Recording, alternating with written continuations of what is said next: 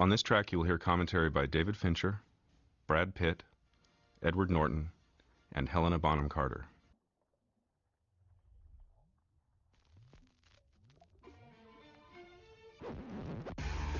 Now, is it true that you had to present this title sequence as an entirely separate budget from the rest of the film? Yeah, this was one of those things that this to keep you on budget. They say, well, we think about doing the title sequence if you're good. So it was like a. If the movie's good, you can rise up from the fear center of the brain. If it's bad, it's white titles against black. I remember when I first got to LA, before we started shooting, I say about a week before, no, 2 weeks, we had 2 weeks rehearsal, and as a sort of introduction into the sort of mind of this film, literally he showed me this opening shot, which the computer generating sort of geniuses were working on, and he tried to explain the sort of tracking shot, starting in the motor neurons of the brain and tracking out until eventually you get to the barrel of the gun, which you're going to see in a second. Anyway, it was sort of mind-blowing, and it did indicate to me that this person had a intense, amazing visual imagination. It was a glimpse into the mind and visual imagination of Fincher. Then I sort of knew that, well, I could just sort of trust him, and I was in good hands. And that was the case with most of the film, in that he has such a specific vision, David, that I knew that I could just relax because he'd be doing half the work for me, i.e. in the composition of shots or the way he saw the character, added to which he thought he was Marla. So I thought, well, all I needed to do was really copy him. And I'm not completely joking about him thinking he was Marla. Certainly he got the tone of her, or understood the tone of her. So I would say, partially base the character on David. It's a little dark, Fincher. Sorry. I have a philosophy that in most movies, you can see too much of the actor's eyes. So we try to really get rid of that in this movie. That's sort of the Gordon Willis approach. Yeah. Now, I don't remember doing this shot. How did you drop the camera like that? How'd you go through the bullet hole? As you're going through the van under the street and whipping along in the foundation of the other building, if you go frame by frame, you'll see the rooms. Yeah, there's one room. There's a janitor's office. And you'll see the intricate work done by people who have basically never left offices, much like that janitor's office, where they live in front of their computer screens. Now that's the enduring image of the movie to me. My face and Bob's chest. Meatloaf gave me a picture of me against his breast in a frame that said, "With hugs, love, Meat." I'm actually taller than Meatloaf, so he had these enormous elevator lift shoes on that gave him about an extra 8 inches. When Meat came in, I didn't really recognize him because his hair was all cut short already from another movie, and he came in, and it was kind of hard to believe it was him. But he was great from the first reading. He was really, really great, really funny. Starbucks was very, very cool with us. They were cool. Letting us do all that stuff, except actually have a Starbucks. Now, if I'm not mistaken, there was our first little blip, by the way, for those of you looking. Subliminal Brad number 1. That was the first Subliminal Tyler number 1, one frame. These were the first week of shooting, by the way. The office scenes. These office scenes were the first week of shooting. Brad was still on vacation.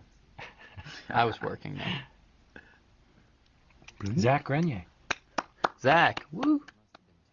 It's so funny, business vernacular. Everyone seems to know what they're talking about. This is brave. You don't see a lot of scenes in movies where guys have their pants all the way down around their ankles. And I didn't have anything on underneath either. You didn't? Mm-mm. I wasn't wearing like a thong. Not for this scene. In fact, did you notice that I didn't ask to go to the bathroom that whole day?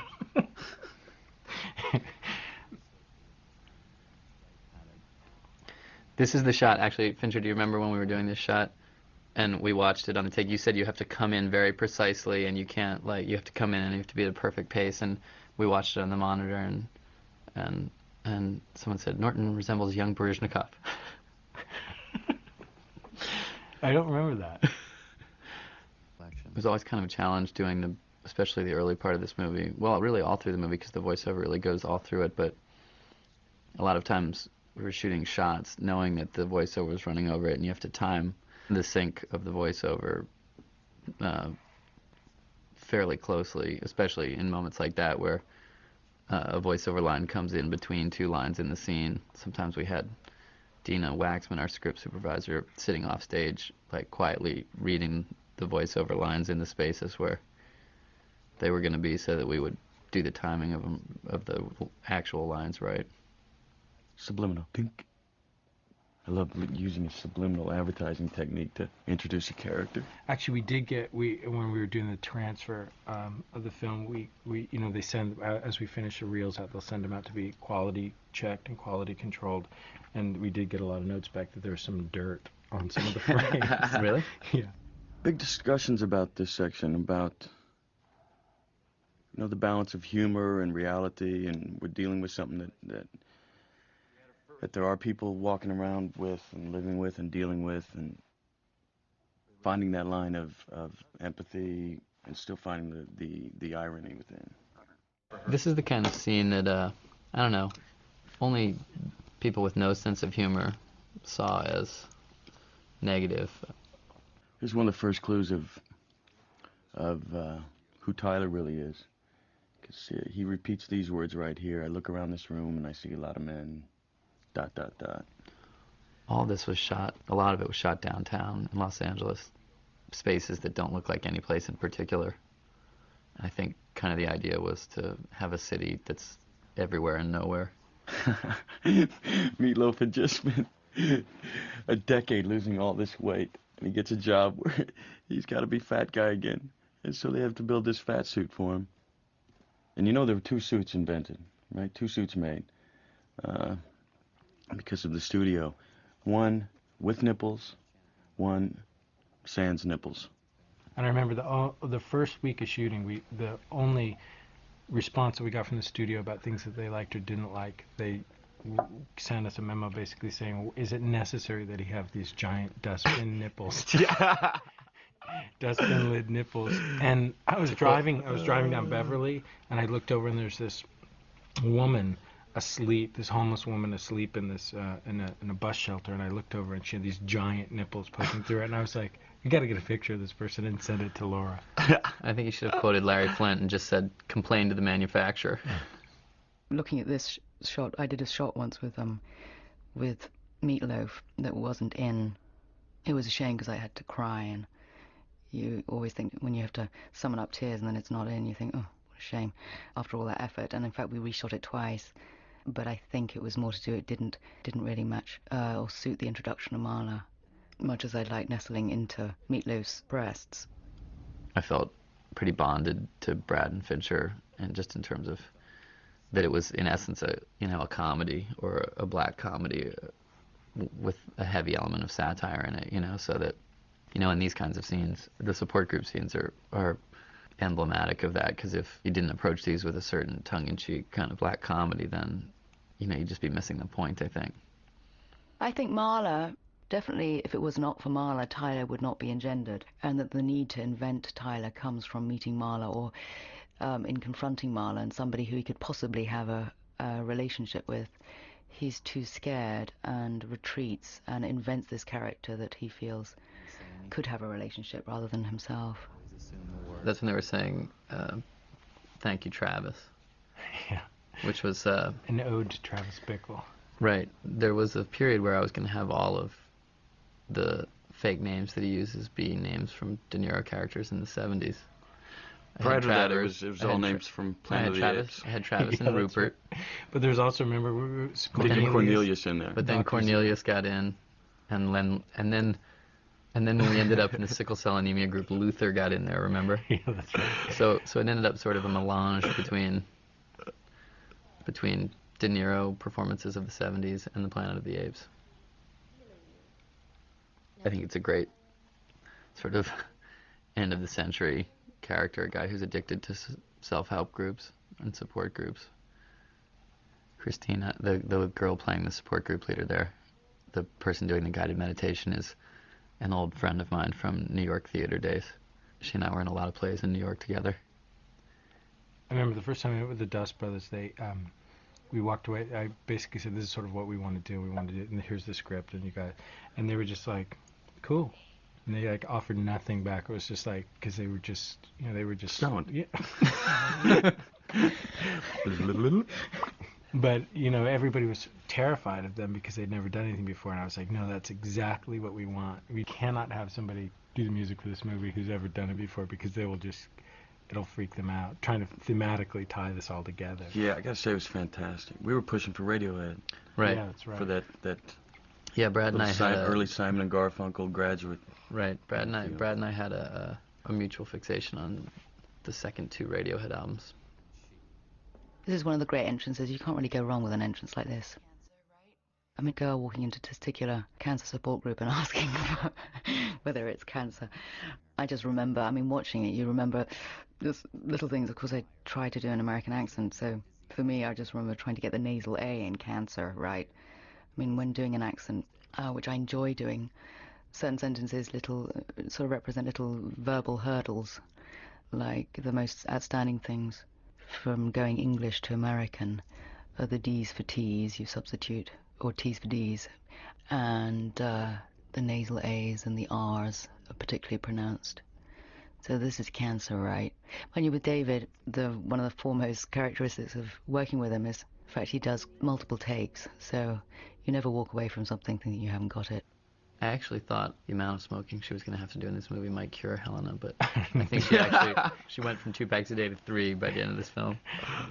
Another main sort of enjoyable byproduct for me was being a smoker, being in LA and being paid to smoke.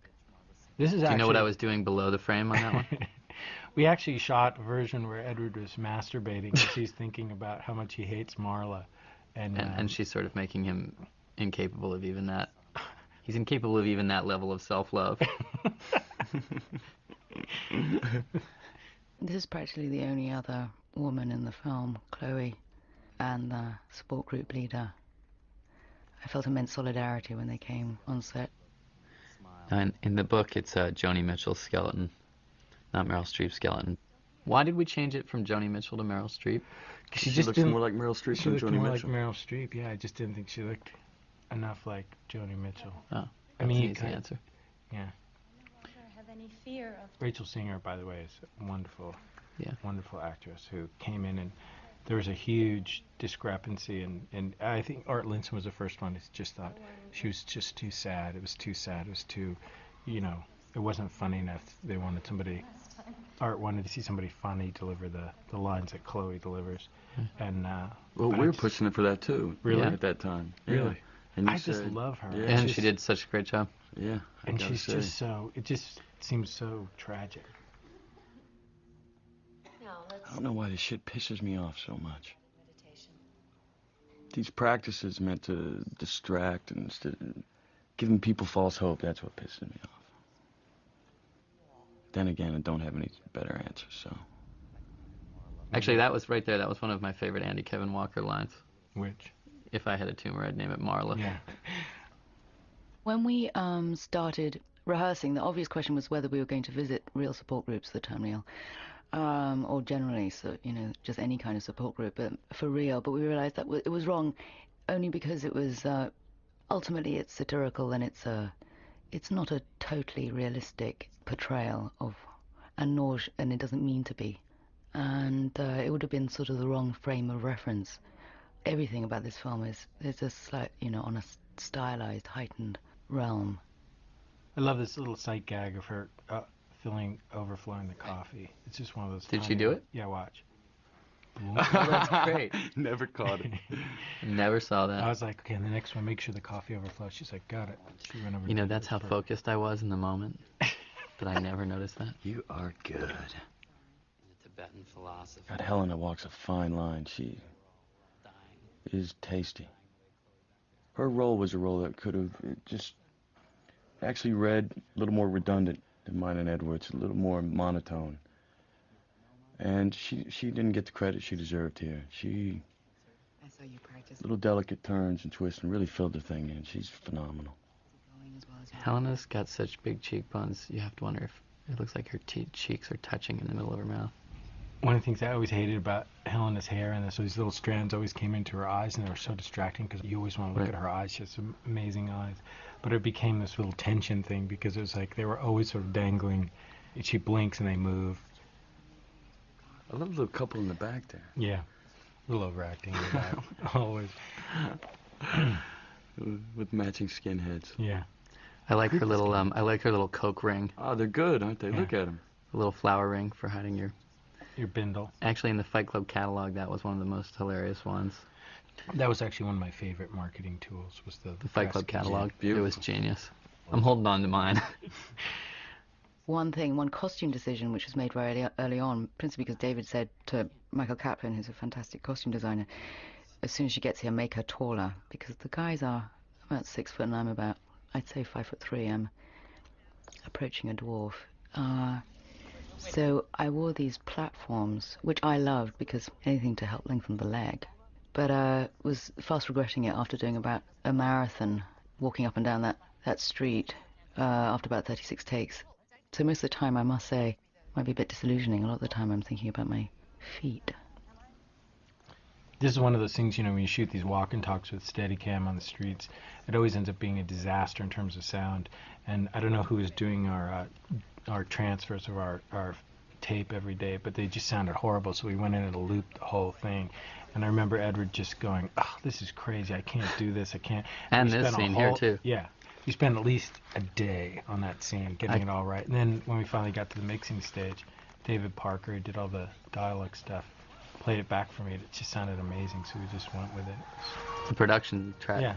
But actually, I think the ADR tracks were really great, but it was amazing to hear the productions finally go, wow, this is great. Let's go with it. I remember one take when we did that, and I thought I'd actually fully stepped on Edward's foot because his reaction was so realistic. It was going rather well for Edward, and I hadn't stepped on his foot at all. I think what so attracted me to the part of Marla was that I was sort of amazed that David was so sort of specific about wanting me, and yet there was nothing that I'd done hitherto that would suggest that I was right for it. Having said that, like as a film watcher myself, the casting that excites me most is seeing people being given the chance to transform themselves.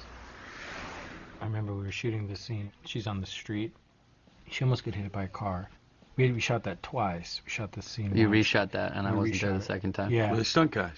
No stunt guys. Nope. Because the camera That goes was out us, on the man. street with her. You guys are renegades. You were on the sidewalk. Pussy boy. But literally, We risked our life. I mean, it's enough that she has the problem of like not knowing which way to look when she steps off the curb anyway. But we had Right. all these stunt drivers, and Because she's British. she would step out into traffic and I would tell her, just be fearless, don't worry about it. And she would just step right out there in cars. You could hear like the clack of like the buttons on her coat as it hit these cars as they Oh my would zip God. by. We actually, when we shot the car by the side of the road, that was the out in Marina Del Rey Right. at the frog conservation area that was supposed to be DreamWorks. What? That's right. It was. Hey, now do you remember when we were doing this shot? You remember this is Brad's first Brad's in non-subliminal appearance. But do you remember when we were shooting that and they Which I tried was to afraid it they was a tried to little back the blatant. moving sidewalk up and they couldn't stop it and the whole entire camera unit like jammed That's up against right. the back and Conrad almost got our camera operator almost got crushed. For those of you looking in that little hotel video, it is Brad on the right in the line of waiters. Gracias. No one has ever caught that. No one has ever come up to me and caught that. I wanted to do, those little infomercials when you check into your room and they show you the fire exits and you see the guy in the elevator and the elevator stops and there's smoke coming through and then he puts a towel down at the base, the wet towel and all that. I wanted to do one of those, but we just didn't have time.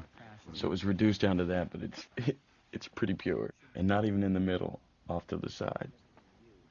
If you read Richard Schickel's biography of Brando, this guy who writes for Time magazine, he talks about seeing The Wild One and how The Wild One was one of the cinema experiences for him as a youth because it was about youth anger and Brando saying, what are you rebelling against, what do you got, and how all the critics and all the parents were saying this is subversive and an incitement to violence and all this stuff, and he felt this complete thrill of identification with it. And if you read his review of Fight Club, it's just like it's a guy who is completely incapable of recognizing another wave of zeitgeist film. I mean, he can't. He's incapable of seeing the same potential because he's on the other end of the generational spectrum.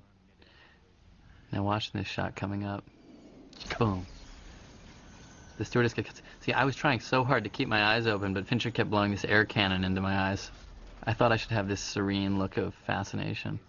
Well, you should have. No, I thought I did pretty well considering the 200 pounds per square inch that was blowing onto my naked eyeball. I would say that was pretty much your opus right there. Listen, if they can cut the cut your cornea and flap it up, you could sit through a shot like Sure, that. sure. If we give him a Darvocet drip. That's right. This is I love the way this scene was written. I just thought this. Yeah, Jim it's Wolf very wrote funny. this. It's so funny. Right here, I knew. This was done about 3 in the morning, 2 in the morning. It's one of those 18-hour days. Not to take credit away from Jim Mules, who did a great job adapting this, but this is very faithful to the book. Well, except this scene doesn't exist in the book. Oh, is this one of the ones that's not in This the is book? completely fabricated. Oh, you're right. Because You're right. originally they meet on a nude beach. That's right. That's right. That's Which- right. No, that's right. In the we book, like. Brad fought hard to the keep that. prehistoric sundial. Yeah, with The the hand. Stonehenge Right. sundial. In the book, Tyler's making a sundial out Anything of with nudity, I'm always for his it. body on the beach. That's right. This isn't in the book. The other big one is in the bar coming Okay, up. on a plane. Well, can we be naked? I mean, What were some of the most bizarre reactions? Did you ever find yourself like actually having to defend? No, my sister liked it. Really? Right there. my in the- brother and sister loved it. Right there in the heart of the Bible Belt. The Really? actual buckle of the Bible Belt. I love how dainty the soap is. There's this guy wearing this like weird like Soul Train outfit. And then he's got With the his, Fred like- Siegel's packaging. Yeah. It is really interesting though. Like one as a lighting thing. I mean, I know you guys really wash the color out because, like the way. I mean, Brad's here reads like black there, you know, and mine too. That's just underexposure. It's just interesting. Inadvertent. It's so dark. I mean, I like the film, but it's really dark. And not just in the psychic sense. Ouch. Fincher used to toss around sort of the Buddhist thing of you have to kill your parents and then kill your God and then kill your teacher. And I think, Tyler helps Jack, reject the value system of his parents. And then at the end, he has to reject Tyler. If Tyler's his teacher, he has to sort of pull back. And, Tyler helps him through the first steps toward enlightenment in a way. But by the end, he has to pull away from Tyler and define himself as separate from Tyler. I think that's one way you can look at the whole thing. I mean, Tyler's seduction is a more liberating seduction. I mean, it's the seduction of liberating yourself from, the entombment in material possessions and all that's familiar and not working on an emotional level. Here's Bob. See, now, yeah, Bob! Ladies and gentlemen, Mr. Bob Stevenson. He's a friend of ours. No, ancient friend of Finchois. Fincher's. Good And basketball. bitten about everything you've done, right? Yeah. Designs a mean pair of sweatpants, too. He sure does. He's one of those guys you just need a root for morale, troop morale. He is. He's the morale. Now, see, this was a scene that pretty much anytime I great saw hand it job. got a laugh. Only someone like Ken Turan couldn't laugh at a scene like this. We have to use the indefinite article a dildo, never your dildo. I don't own. He's subtle, baby. Yeah, he's the good. I love the whole like scratching the back of No, the head. I'm not here to judge. We know you have a dildo, and I'm not here to judge.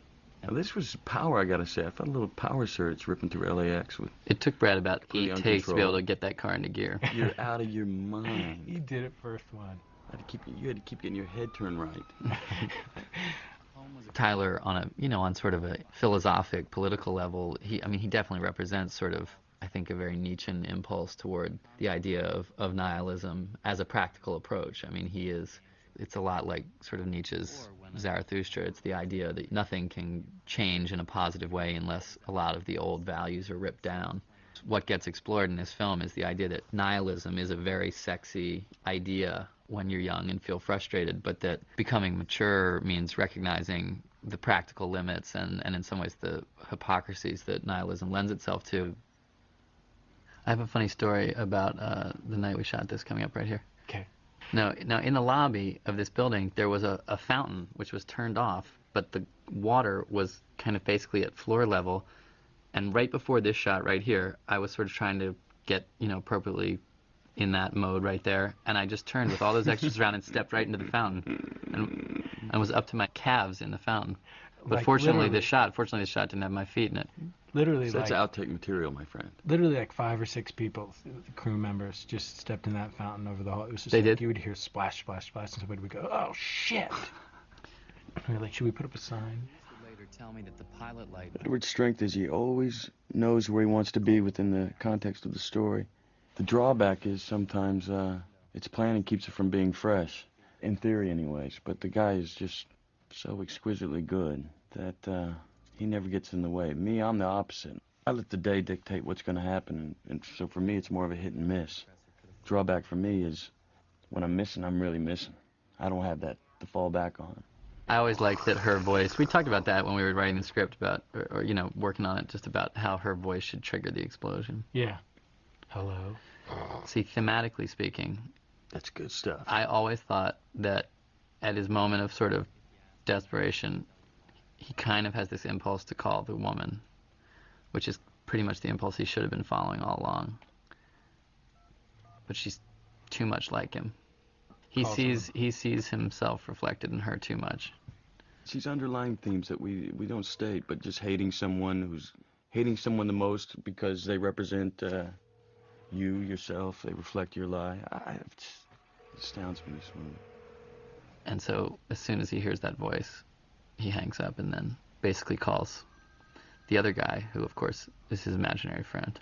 So really that's the moment of the beginning of true psychosis there. Although I guess he was talking to himself on the airplane. And I guess he set the explosion in his apartment already. Oh, he's already done that. Yeah. He's just not dealing with it yet. He's still in denial. So he's basically been a sick twist from the first frame of this film. Yeah. Yeah. Fade in. Sick motherfucker.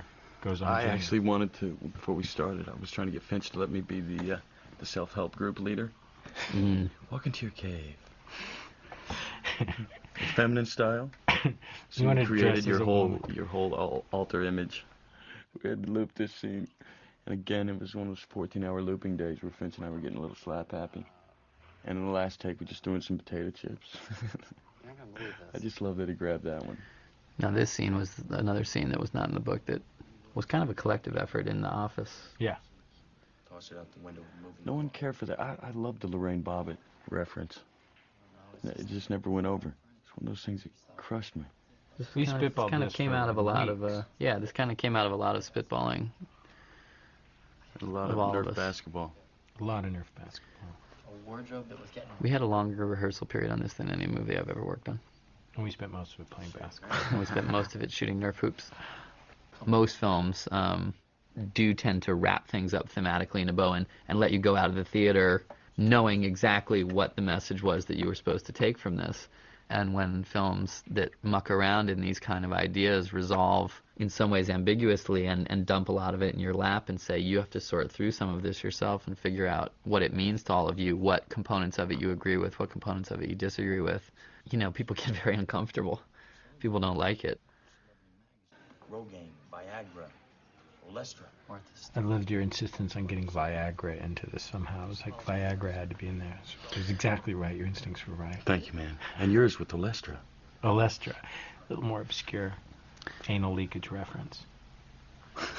I knew I wanted to be in this movie the minute I heard that we were going to get to say fuck Martha Stewart in it. I was hesitant until I saw the Kmart commercials, and I said, all right. I've met her. She's actually a handsome lady and very nice. What do you guys think of Rosie O'Donnell?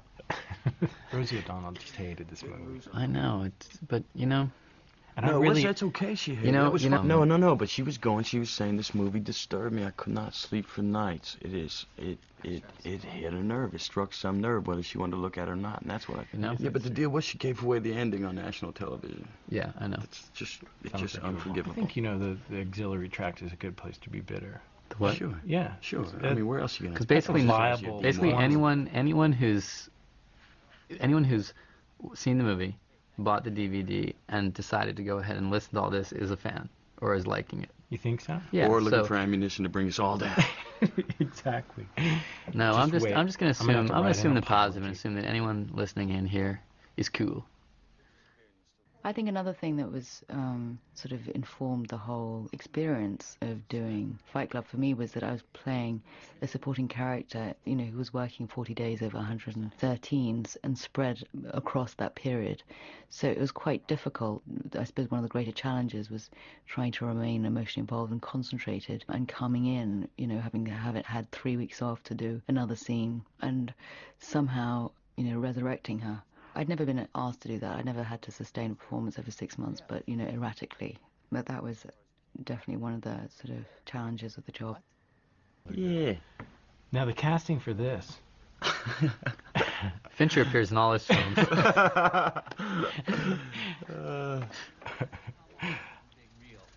With a big tan. I don't tan well, except in a few places. Now the thing about cigarette burns in actuality is, don't they run most movies on a platter now? Yeah, So that it's an irrelevant joke, but it was there for posterity. Sure. There must be some theaters where they still have to switch reels. This was our first. This is your This first was day. my first day, Yeah, that's right. That's right. This was Brad's first day. When Brad came in and we shot till like 2:00 in the morning, and Yeah. I think by the end of it he was going out to get in his car and he had this look on his face like, oh my god, this is gonna be like this. We didn't go that late. I didn't. You guys had to go on. No, you left pretty late. No, I left a little earlier than you. Actually, Time didn't I? flies when I'm with you guys. My mom actually justifies this whole entire movie because I warned her going in, but she it's all right with her because I play a character who's not really real. It's really Edward doing it, so she can sleep at night. I always like the fact that I was actually eating with the people before I turned out and broke the fourth wall. Dunk. I love that. I think Brad is so funny there in his choices. He's such a dangerous and sort of utterly present performer. This is a scary thought I'd rather just not think about. My introduction to the whole of the Fight Club scenario was over the whole Oscar period, and I was being sent lots and lots of scripts, as it often happens when it's just the last time you want to read anything because you're so bulldozed by having to do 10,000 interviews. But just before, sort of at some pre-Oscar party, I met Brad, and he approached me, and I'd read it, and I felt ambivalent feelings about it, and felt that, well, it's a tricky thing for him to...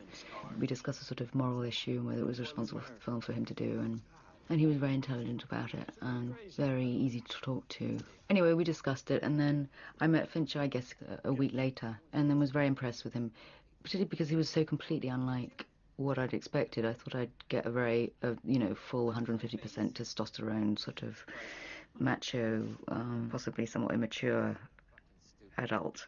And actually what struck me about Fincher was he's particularly soft and feminine, but highly articulate and persuasive individual. But I didn't need to be that persuaded because I just thought, well, between the three of them, the intelligence, the talent, and the writing, there's a highly literate script. You just don't get film scripts, certainly like in mainstream or big budget films. You don't get that level of talent and intelligence. I think it's so clear that in this scene, the whole point that is articulated is not, I'm feeling shitty about all these things we've been talking about, so I want to like punch you in the face as a result of it, but that the point was to take the hit, that it was more about the receiving and the shaking me out of my own Not sort about of getting aggressions. having experiences. Yeah, having the experience yourself.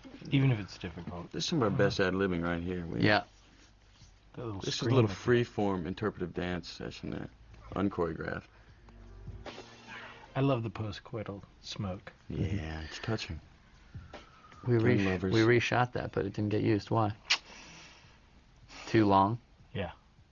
When I first read it, it took a bit of explaining. I mean, I found it intensely funny in a dark way, but also felt there's a message here that could be misunderstood.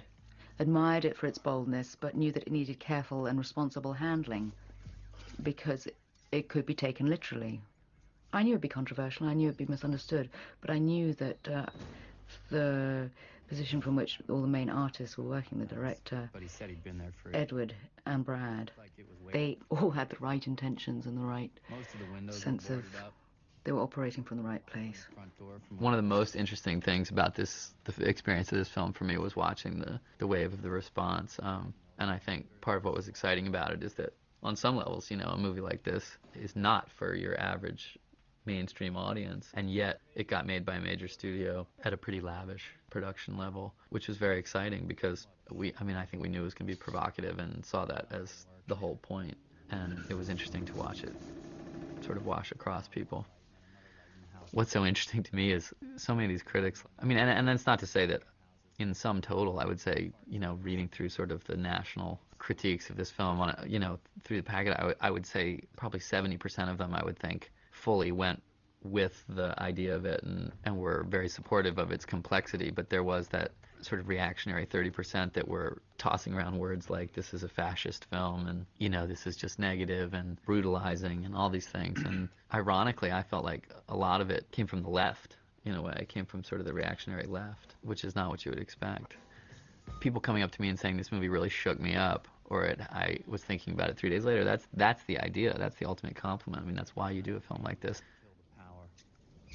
By the end of the first month, The whole water and electricity mixture. Not thrilled about it myself. There's no electricity in that water.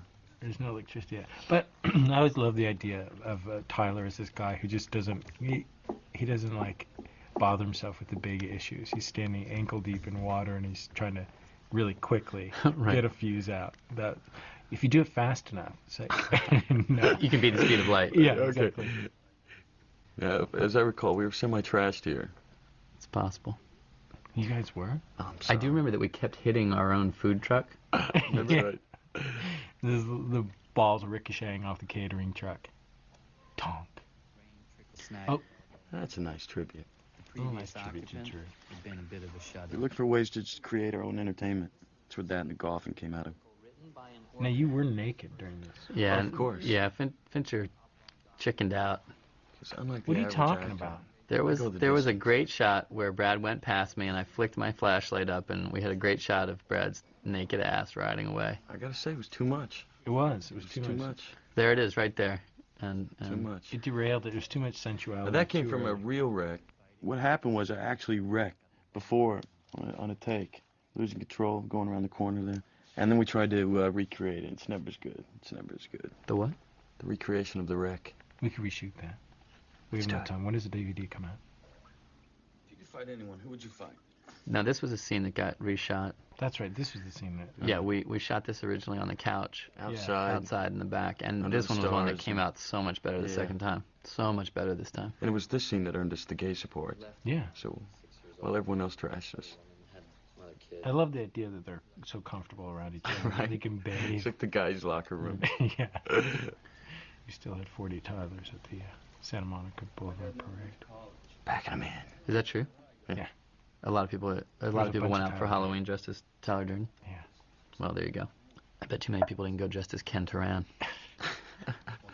This scene was verification for gays that it was saying we didn't need women and that, it's just, there's further proof why we don't need women. It should just be the guys, right? Which, I don't know where procreation fits in that. I always thought of this as right here. I think it's a fantastic line, but I certainly always took that as in this time, given right now when we're such a mess, we got to put that on hold and work on ourselves here a bit and figure out what's up, and then we'll address the whole vagina issue. Let me say this too, the beauty of it is take what you want, run with it. I'm all for it. Now, this shot was shot about 4 months after we finished the film as a reshoot. We'd done an original shot, but you couldn't actually see me or recognize me. It was too wide. I walked down the steps and lit that cigarette, I'd say about 36 times. Did you see the New York Times? Today. When? The Versace thing? Oh, yeah. tell Yeah, I us did about see that. Her new line of clothing, her spring line of clothing is the Fight Club collection. You're kidding me. No. Really? Michael Kaplan sent it to me.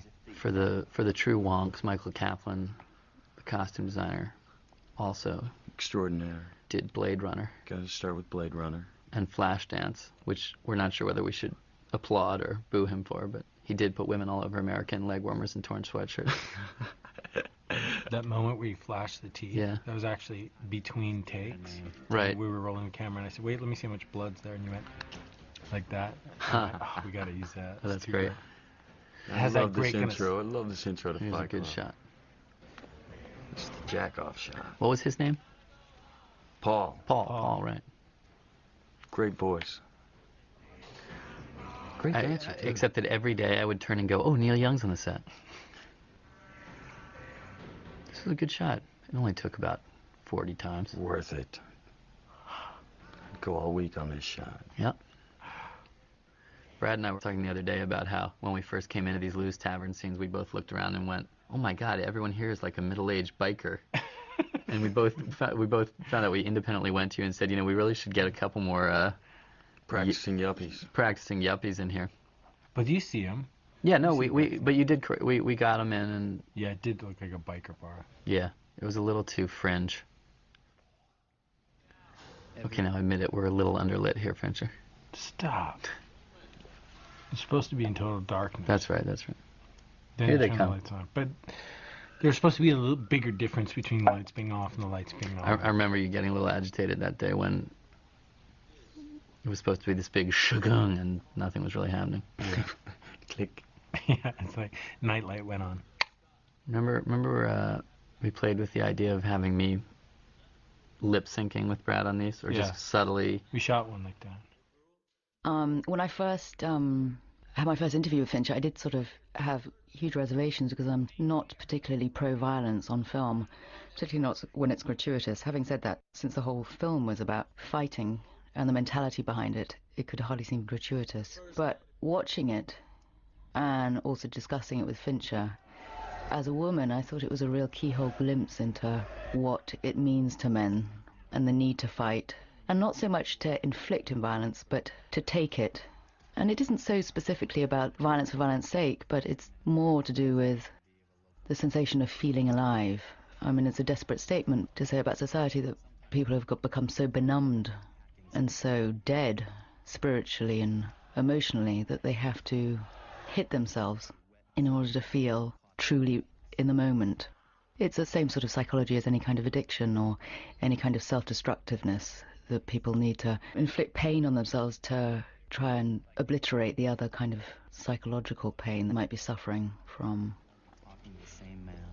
I said to Fincher when the first time I read the book, I called him and I just said, you know, if we get this right, or if we get the tone of this right, it'll be like The Graduate, you know, which it seems like a strange comparison because obviously none of the specifics are similar at all in terms of the context. But, you know, if all stories are the same in the end, or if there's really only a few core stories, I think this is kind of just like The Graduate. It's a story of youthful dislocation and of the feeling of sort of entering the adult world and feeling out of sync with the value system that you're expected to engage in, and trying to figure out the answer to the question of how to be happy.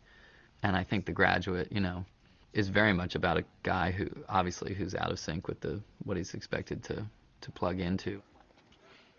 The thing I love about The Graduate is that at the end it's so ambiguous. It's no clear-cut victory, or it's not, you know, that they're smiling and heading off on the bus together and you know they're going to be happy forever. It's more just that there's sort of a feeling, I'm not quite sure what I've done here, but I think I've at least taken a step in the right direction. And I mean, Fincher and Brad and I used to talk about it a lot. It's a story about a person finding a path to maturity, or going on a journey of figuring out how to be mature. And in a similar way, it's not quite the same complaint, but I think this Fight Club's very much a story about a guy feeling disconnected and numb in the face of the value systems, who through Tyler, like Mrs. Robinson, goes off and, you know, and basically explores his more nihilistic impulses, his impulses toward just saying fuck you to the whole thing. We got worked up just watching these fights are set. We watched the 20 takes and you still get worked up. You can't help it. Don't know what that is, but the DNA starts moving. That's a pretty brilliant line too, because I see the exact same energy and rush that we had sitting around watching these fights as I grew up in the Bible Belt. Exact same thing in a revival. That energy that takes over, and people say that's God, you know, but it's the energy of the mob. And I love how Tyler's always in the background, Out of focus. like the little devil on the shoulder. The little voice in your head. Trim your fingernails. Okay. Any historical figure? It's fun actually to, once you have watched the movie and you know what the real underlying reality of it is in terms of Jack and Tyler. It's fun to watch it and think about the whole thing from Marla's perspective. Most people I know, even the ones who loved it the first time, have said that they really liked it more the second time, that they got much, much more out of it the second time.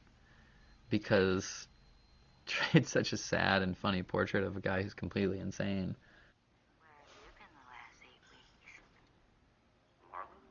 That was my glamour shot. This is when my characters OD'd on Xanax, something that I wasn't particularly familiar with myself. I remember going to the medical for insurance before doing a film, and at the end of my interview I said, well, how many Xanax do you need to take in order to kill yourself? And she did look at me a bit oddly. Then I explained, of course, it was for a role. All right, here, I was supposed to be back there doing some kind of sit-ups or something. I don't know how the martial arts started getting worked in, but this was the first moment. I just asked if anyone knew any nunchucks, or had any nunchuck moves. And one guy showed us a little move, and doing absolutely nothing there that makes any sense. But from the distance, it looks like somewhat know what I'm doing. This isn't a for-real suicide. But I love all that falling into frame. She's always a movement into frame or out of frame.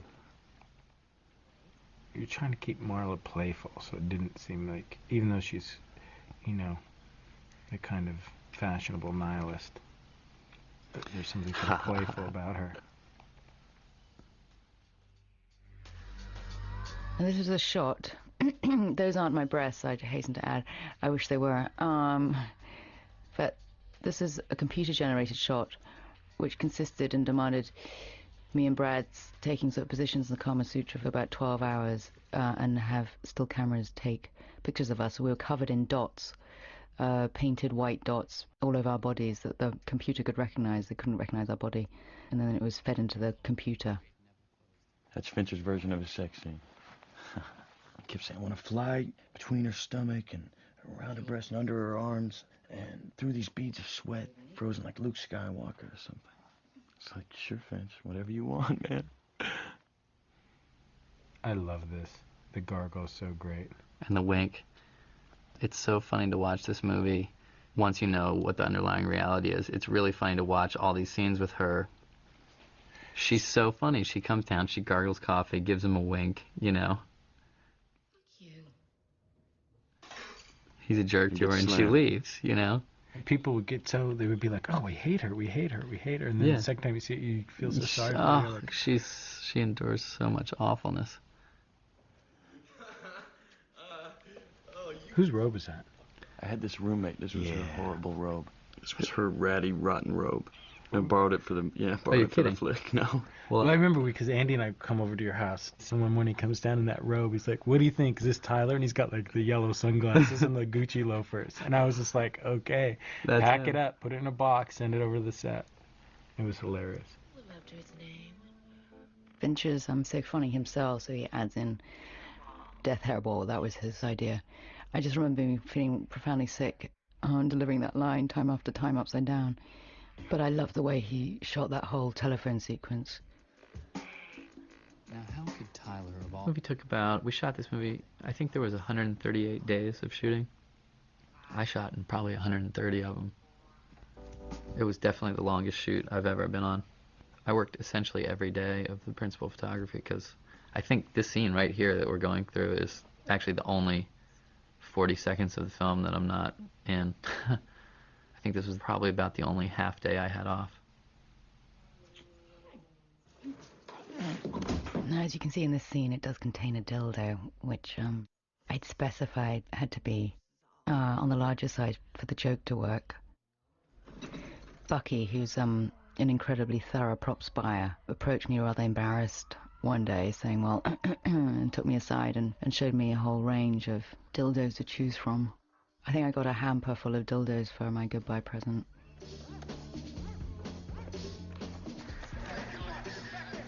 I love throwing Helena around. I like the dance here. Dance always makes me laugh.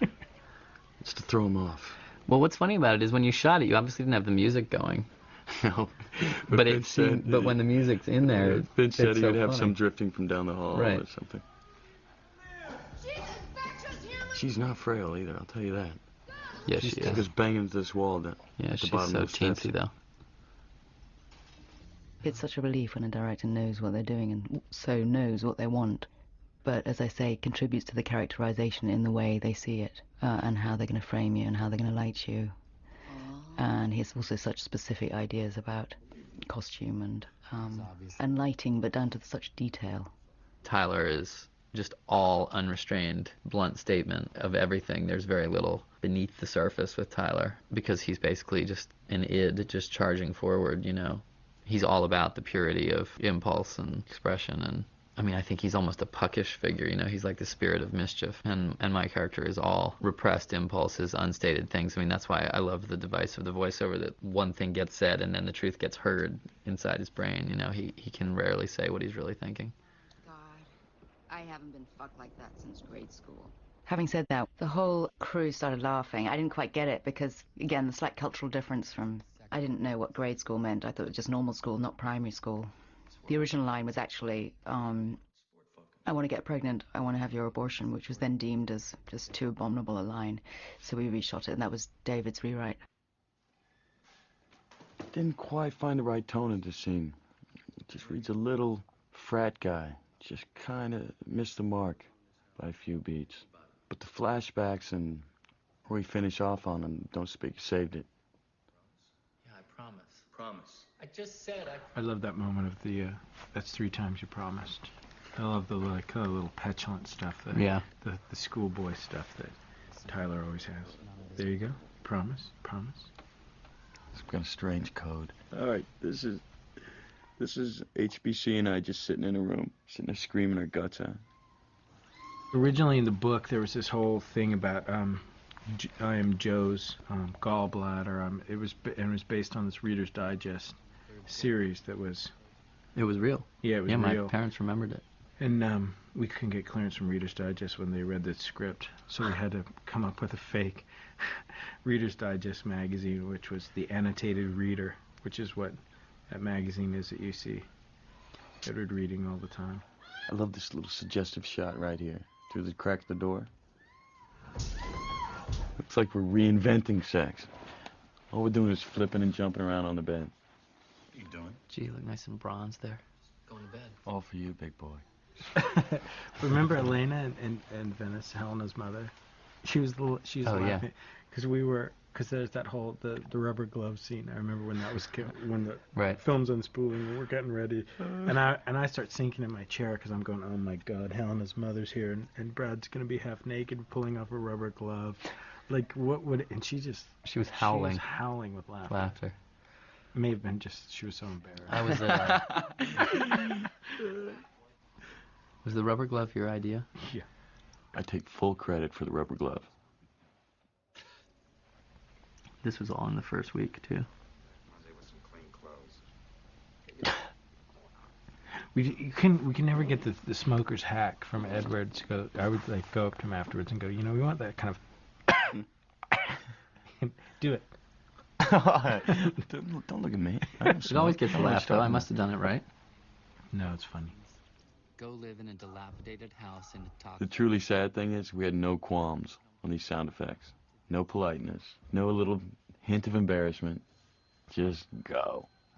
I spent so many days just coming in and basically doing voice-off orgasm sounds on this film. The first time was a bit embarrassing, but I got used to it. You know, Dave would say, and roll, and Ed would act, and Helena, orgasm. Yes. It can make you quite dizzy, because you can tend to hyperventilate. But I think I got that technique down. That was one major thing I learned on this film, faking orgasms repeatedly. I am Jack's cold sweat. What's the Halloween mask there on the billboard? A monkey? No, it's a monkey. It's a space monkey mask. It's a Halloween card. I don't know. Oh, I always thought it had something to do with space monkeys. I thought it was an allusion to the monkeys. No, it is. Yeah, that's what it, yeah. That's what it was. See, that's me reading into the text. That's me bringing to the text. Juicing it up.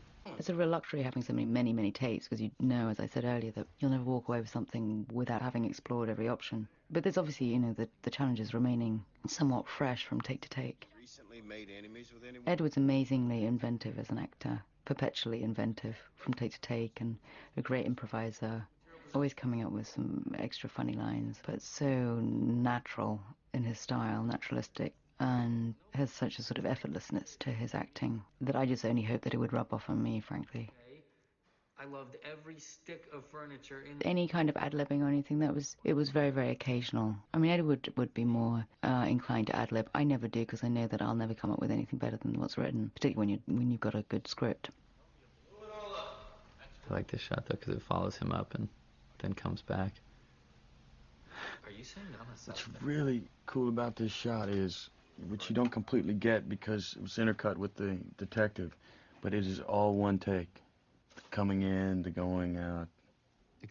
The year that this film came out was like a truly great year in terms of, I think, a bunch of filmmakers kind of maturing, a new wave kind of a feeling. You know, I mean, I thought with this film and Being John Malkovich and Election and Three Kings, and many others I'm not even thinking of. There was American Beauty. I mean, by any standard, I thought it was a dynamite year, and you get people like Ken Turan or even William Goldman writing these long essays about how there's just not anything good happening anymore, and for the days of so and so and so and so, you know, and look at what was happening in film in this year, and it's so cynical and so counterproductive to me.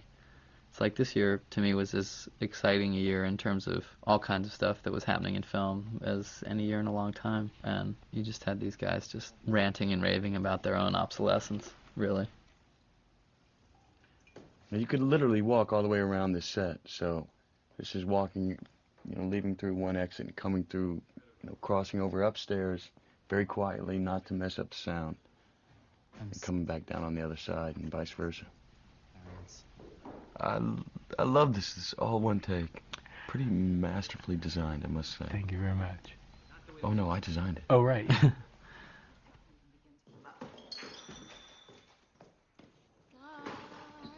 I love this.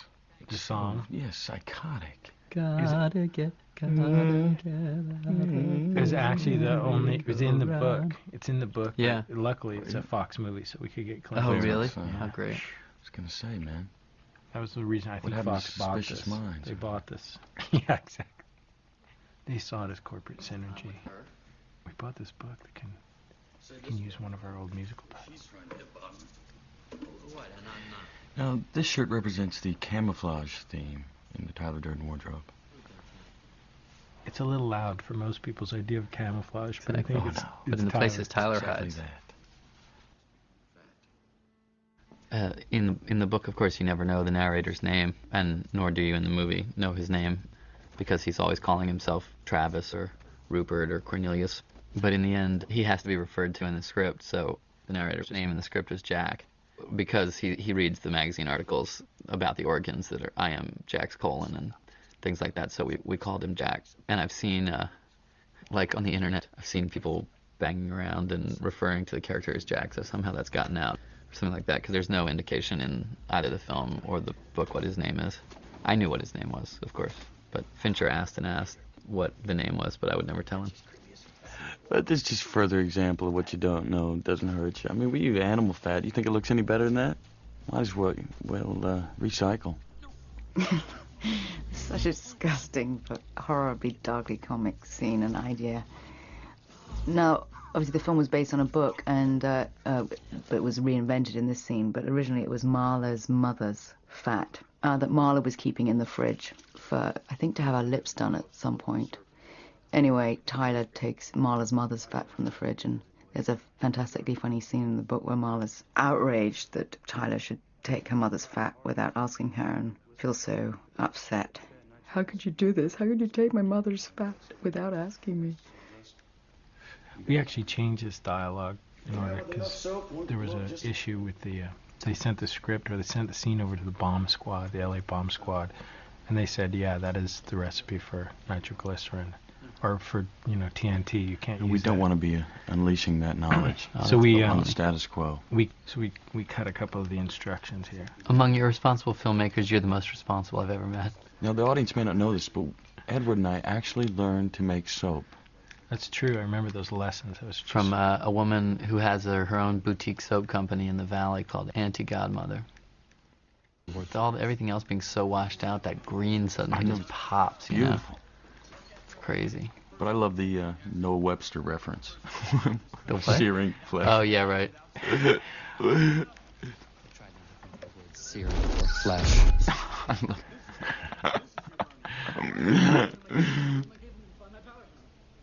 No! Don't deal with it the way those dead people do. Come on! I think you can see in this next shot of Edward and Helena where his right hand disappears into her crotch. No, it's right? not. Could be. Don't ruin the myth, man. Let it run. Our fathers were models for God. I love the goggles too. The idea of playing a whole scene with safety glasses. Safety first, I always say. We were just talking about Joe Black, and that was a problem for Lonnie and I. We fell into the same rhythms, and it just made the thing drag. Here, both holding strong. This was a scene that in rough cut form, to convince my mother that she didn't want to see this movie, I ran this scene for her, and she was I was just particularly worried about this scene and my parents viewing this scene. like... I showed my mom the scene, and she went, She had this look on her face like she smelled something bad. And she was like, I don't think I'll be going to the premiere of this one. It's funny, this was one of my father's favorite scenes. Really? Yeah. Your father's probably a little bit more. He's a groundbreaker. Well, he's only 37. That's well, there you No, go. I'm kidding. Hey, come on, give me a little credit for that flip into the lens. Amazing flip. It's truly amazing. Not many actors can pull that off. That and the smoke ring that comes out of your mouth at the end when you say, "What's that smell?" First smoke ring I've ever done in my life. It's amazing. I liked this woman. The woman in the background was, we had to keep moving her in position because she made the same pass at the same speed, and we always want to make sure that she was in frame when the voiceover said, we're just selling rich women their own fat asses back to them, so we continually move her mark back so she would be right there. I have an interesting perspective on this scene. Go. Now that we're all friends, Let it rip. I'd like to hear Fincher's thing. When we did this was the first week of shooting with the actors. You reshot this one though, didn't you? We did, yeah. Well, we reshot and then we threw out the reshoot. Exactly. We did it, and it was Wednesday because we spent that Thursday and Friday entirely shooting me beating myself up in front of him. Right. And we shot this and we did it, and you kept telling me different things, different notes, and I was kind of getting lost. I was trying, and it was the first week. And I had this perception that you were going, oh fuck, this is not going well or something, you know what I mean? Or that what it was like I felt it was the first week, and we were just everybody's getting in the groove, And it was like we kept doing this, and I kept thinking, geez, I feel like we have some good ones. I feel like there's, ones I'm pretty happy with, but you seem totally unhappy. And what it was there was a neutrality to it. It wasn't as threatening because I always wanted this to be the Travis Bickle moment, where the boss realizes that this guy is truly fucked up. Right, which I think you do. No, you do, but remember the thing that happened after we did the reshoot, which I like a lot better because it's really cold and really, really deadly, was that Columbine happened. And so when we tested it with the reshoot in, which was much more dangerous and much more evil, all of a sudden it just was, if we had to err on the side, if we were trying to make people laugh and we wanted to get a laugh out of it, which we never were able to do because people didn't think it was funny from that moment on. Right. But so we went back to the original one, which was a much more neutral kind of like, you make up your mind. Is he really deranged, or is he pretending? This is a scene which obviously you view Marla in a completely different way once you've seen the rest of the film and know exactly what their relationship actually is. Seeing it the first time, you think, oh, how what a lost and two-timing character she is, and not that sympathetic, but now you realise that he's the one who's acting strange. I think I'm okay. Now this can be seen as a sort of ploy to lure Edward's character, but it stems from a genuine, Fincher and I did agree that it stemmed from a genuine fear that she had a lump. I got in such an argument with the journalist. I'm trying to tell him this is a comedy. I got nowhere with him. It is a comedy. It's a dark comedy. It's a pitch black comedy. I referenced these various movies different times, but why is this any darker as a comedy than Strangelove, which is about, Or Harold and Maude. The end of the world? or which is about the nuclear bombing of the world. I mean, it's how could you rate this movie more violent than? I mean, Jean-Claude where Van do you Damme begin? doing the splits above the bullet. I mean, we were all just talking about The Matrix. Yeah. He does the splits to Yeah, dodge I mean, a bullet. I mean, did you see? That would be the last thing on my Did you mind. see End of Days? I mean, No. the carnage, the gratuitous, completely like for entertainment carnage in End of Days, or even like we were talking about The Matrix as sort of a stylish techno, experience in which the violence is literally video game violence. I mean, it is violence as aesthetic, violence as pure, consequenceless entertainment. Yeah. I mean, but also, with you saw things in that film you'd never seen before. So. I'm not at all ragging on it. I'm just saying, even within the context of the films that came out this year, it surprises me that people thought it was that that violent. people picked on this one as violent per se because. Well, I think the title Fight Club didn't help us any. Yeah. No, I know, Should but have been Glee Club. You were right. Right? Yeah, I mean, Well, you asked me, I'd say we got Raging Bull. scapegoated. Yeah, I'd say no for sure. question. I mean, it was a Comparably, hot topic, Raging Bull rightfully has so. Raging Bull has as many explicit, shots of faces beaten up by fists. You know and what I mean? also I mean, one of the it's greatest movies ever made. yeah, it's not That any. helped. It was one of the greatest movies That ever helps. made. That's always But listen, you ask me, I say the same about this. I'm just saying. I mean, Braveheart has incredible gore in it. You know what I mean? Way more than this. Yeah, but they ripped out his entrails at the end, so it made everything okay. Just once, we should have had Brad and Luz go. You came to fight as free men. Free men you are. I love that movie too. I did too. love that movie. I totally liked got it. under that. I'm not picking on any movie. I'm comparing and contrasting other good films No, I that think- had much more violence that nobody. Listen, but Nobody the, raised no, the- the truth nobody of even this raised a film. peep No, I don't over even it. think that's any of it. I think the truth of the film is it attacks a way of life. It attacks Value systems. the status quo that men have given 40 years to, and they can't roll over now. People can't roll over now. But it's also, film is fashion. Let's face facts. I mean, the fact is that it depends on the time of year that your movie comes out. It depends on the, where The climate of the. Yeah, where mass consciousness is. But And I this think is- Brad's right though. I think it's also the fact that it was without showing any violence, just saying certain things that have It kind of attacks a cultural choice of violence in lifestyle. them. Yeah. It's an assault. This is a sort of central manifesto of Tyler's vision. And it really describes a generation which is not just male, but have an utter lack of direction and sort of have no sense of proper purpose. But this applies as well as to the women of this generation as well as to the men. Although I would say that the solution that they find in fighting is obviously more of a male one than a female one. But that's just to say that the fighting is just a symptom of a much greater underlying malaise in our society that the film is showing up. What was your first connection to this? When you read the book? You read The book. I think you sent me the book and the script, Right. and I read the book first. And you read the You book. just sent the book, Yeah. Yeah, or maybe you didn't send me the script, but I read the book. I think the first time I talked to you was after I read it, and we were talking, and I could feel you kind of going, so did you think it was funny too?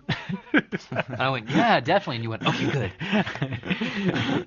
It's almost like, gotta make sure I've got, Everybody's on the collaborators same in my page. perversity. Yeah, exactly. And as long as you think it's funny, it can be funny in a sick way, but as long as you think it's funny.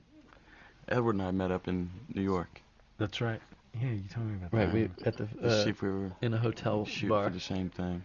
And again, I thought, mainly the first time we talked about it, we were mainly talking over the things that made us laugh,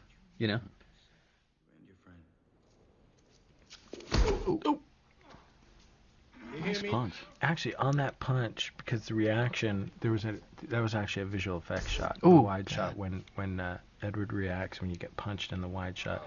We actually split screened Edward out and put his reaction from another take because his eye line was in that one. He didn't react to the punch. Oh, really? Yeah, so we split him out. We put him back in. That's There's cool. digital technology Oh, that's cool. used for completely I can't believe- ridiculous purposes. Dutch. I hate this music cue here. Really? Yeah, 'cause I love the smacking sounds. When when it's just the tie shot, and he's just drilling him in the face. Well, it's definitely so Oh, brutal. you still get them now. No, but to me, I feel like it gets muddled here. I feel like we go. It's too much noise. Wait, there's no music. Yeah, there is. Yeah, it picks up here, Comes in right Right. now. and then really takes off. It's like we're supposed to take notice now, and I don't want to make an emphasis out of that. Make it more out of you're gonna pick a fight and you're gonna pick a fight and lose. Oh God, they're so. The shots are great. That was a stunt guy, and I could feel the breeze. I could feel the breeze. Lou was a stunt guy. No, the guy who's punching him off. When it Oh, was I on the see. close-up shots, it was a stunt guy, and would drill him right into my Right. face and just pull him. I love Brad.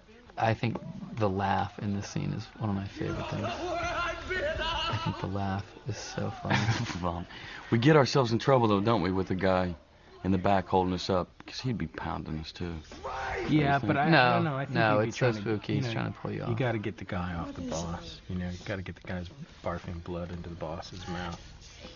If you're gonna get up in the He capitulates early, and I thought that's why we cut it, just because that guy couldn't be standing there holding so long. You wanted to cut this? No, it Oh. was cut down. It was trimmed a little here. Yeah. There was more that we got out of him, like light bulbs and towels, but we always had that question behind us of the thug with the gun. So I just thought Luke capitulated a little early. Well, you know what Nah, he it's actually good. does. He It's actually scary. I'm telling you, the capitulates laugh pretty is so quickly. insane. He pretty much from the time you dribble Blood down out his of- throat. Yeah. And Well, let us I say, mean, he was pretty brave, because at that shit Peter- went in his mouth. It was amazing. I mean, the snottiest, most viscous, fluids came out of Brad's mouth and nose and ears, and just dribbled splattered onto his teeth, and you could see. And we shot 18 takes. Yeah, it was nasty.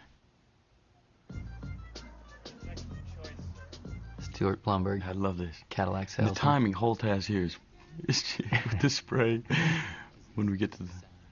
That's actually like an untimed cross. Now watch That the guy- shoe. I love the shoe. Woo-doo. He learned how to do that. Both these guys are Edward's good friends. That's Matt Winston. Another But right old- here, the timing on another the old college second, buddy the of second mine. spray. Hey, man, that's fairly uncool.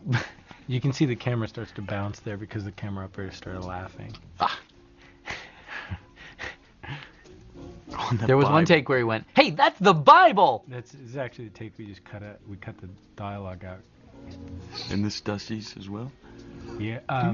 Actually, they found this music from this, Fiddler on the Roof? No, No, we should- yeah, we it should was. just- It was like a Jewish folk record by these sisters. It was like the Jewish folk music version of the Andrews Sisters, and they did this whole thing. We couldn't get the rights to it because no one could find who had the estate because they've been dead for years and years. And so we had the Dust Brothers actually re-record it. That's their voices. They did all they're all male voices. Unpresentable appearance. Okay, it doesn't get much better than this scene. I am. You know, that's always been voiceover up until that point. Which I am Jack's complete lack of surprise. I should comment. This was a major change because this scene used to be later in the film, Yeah, we moved this. and you moved this forward. I remember Brad and I were talking. No, it used to be earlier. No, Helen, later.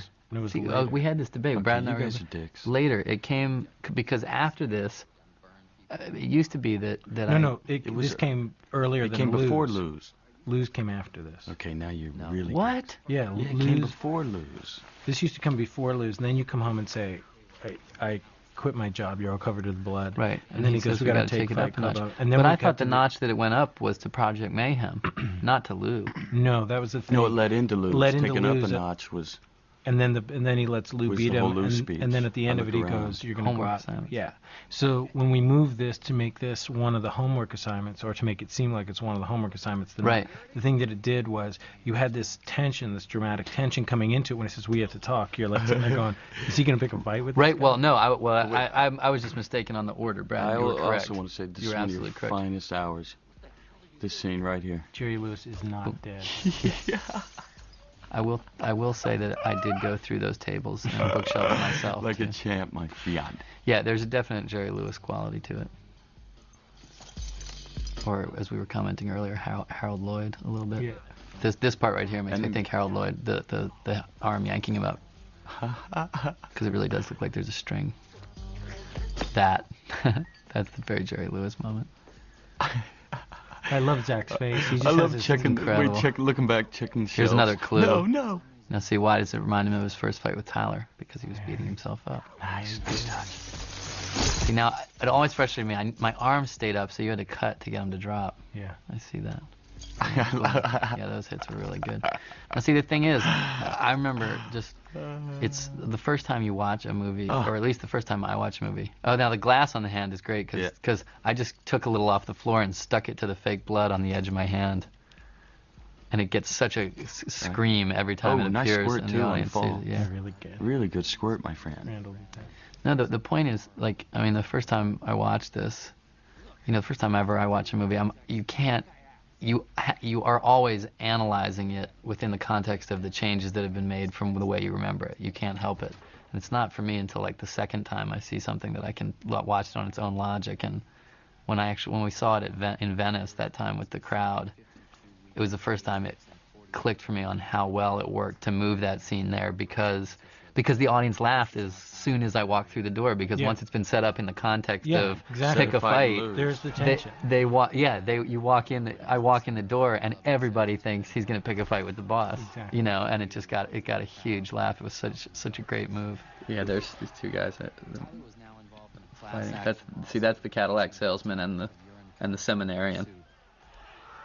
I was just thinking, actually, this is going on. This is one of the only movies I've been in that I like watching. Just because there's so much in it. You just forget, you forget all the little things that were in it, and it's so visually interesting. There's so much funny stuff going on in it. The first car we slammed was a Range Rover, then the second one was a BMW, and then at the end here, it's a new Volkswagen Bug. I'll let Edward talk about that one. I saw it in the crowd in LA where that actually got a laugh, because the idea was sort of that they're going along and they're whacking every conspicuous consumption, luxury car, Range Rovers and BMWs and things like that, and skipping the Hyundais and the Chevys and things like that. And then we were going to have, I can't remember what we were going to have, and Brad and I were talking, and I just said, I hate those new Volkswagen Bugs. And he said, me too. So we said, let's put a Volkswagen Bug in, and we asked Fincher if we could just throw that in at the end, because our spin on it, sort of vis-a-vis all this other sort of generational war stuff that we were talking about earlier, is that if the Volkswagen Bug was the ultimate symbol of sort of youth culture in the 60s, or sort of the democratic car, the car for everybody, now that that generation has sold out all those values and all become corporate advertising executives and repackaged the symbol of their own youth movement, and they're reselling it to us. Brad and I were talking about it. We felt like the Volkswagen Bug was the perfect example of our generation having 60s youth culture marketed to us as something we should aspire to, instead of our own car. We have to kind of, it's like repackaging Bob Dylan, it's from the generation that cannot understand Nirvana and doesn't understand why we don't just listen to all the good music that was playing in the 60s. So we figured we'd throw the Volkswagen Bug in there just to whack on it. I'm telling you, I reversed my stance on the VW Bug. You like it now? Yeah, Can't I thought cave it on was that a one. great reworking of a classic Good design. Yeah. No, I'm not. No, it's more the principle behind the thing. It's not. It's not, the whole flower power thing. Yeah, it's the flower vase molded into the dashboard now, and it's just like it's the baby boomers selling us their youth culture, completely reinvented, and it's fun, and I've reversed my stance. Okay. I'm not cynical. It's June nice Kim. car, Wait, but let's go on this. If you notice in the background here, product placement, and whenever there's product placement, there's also always violence, somebody crying. Yeah. This is a Pepsi product placement. Pepsi gave us these vending machines that we put like everywhere. They're always a Pepsi vending machine because we wanted to have that, ubiquitous, logo fest happening in the background always. But it's only in scenes of violence. Yeah, really horrible scenes of violence. And I think that's appropriate. I went to the Cinerama Dome on the opening Friday night. What was that like? Stood in the back and watched it. It was a riot. Really? Yeah, it was a riot. It was a great crowd to see it in. Did you make up Run Forrest Run? Well, that was you. I know you said that, but I don't remember that. No, Yeah. I think that was you. I think that was you. That was you. I think you just did it. I'll take the credit if you want to give it, but no, that was your reference. His breakfast will taste better than I was at a concert about 2 weeks after the movie opened. There and in other places I've had people walk up and go. People walk up and, you know, doing sort of the Fight Club or wink and walk up and go, "Excellent movie, sir." You know. Yeah. I always thought this scene, the push in on Tyler, as he's sort of coming up with his, you know, doctrine was should have been the trailer. You are not your job. Yeah. A guy with his crotch in flames saying, "You're not your job. You're not how much money you have in the bank." Now, is this done CGI essentially? This is just we just Connie just wiggled the camera. No, well the camera the camera obviously and then- the then camera we was comped being the shaken. perfs in on the sides. So, right, so that's CGI, the perfs. Yeah. Right. Just so it looks like the film's coming out of the gate. But I do remember Connie You're not shaking. your fucking khakis. Conrad Hall Jr. There was that was our Gap reference. Yeah, so that's it's lashing a year out too at the late. Gap. Look, Travis, Well, you're now they're a year on too leather, late. so Are they? yeah. You're not your leather. This is a scene, an important scene in their relationship, because this is where they're trying to have, at least this first time he actually begins a conversation or attempts to have some contact. But of course it's completely at cross purposes, because he thinks that she's having a relationship with Tyler, his best friend, and as we find out later, Marla is only having a relationship with him and doesn't know that Tyler exists. That's to say, the person that she was sleeping with upstairs was the same person as Edward Norton in the kitchen. It's just that she's got into the habit, realizes that up in bed, he's fine with her. As soon as she gets to the kitchen every morning, he behaves very oddly and wants her out of the house. You're not your leather. Now, to me, this was the scene where, you know how we always talked about, I love this scene. that if people coming up and saying, "Oh, I figured it out, I knew what was going on," and you saying that you would say, bullshit, because there's nothing, it's not a mystery, there's nothing to have clued you into it. Yeah. This is the first scene, I think, where conceivably maybe Something. an honest person could say something weird is going on here. Yeah.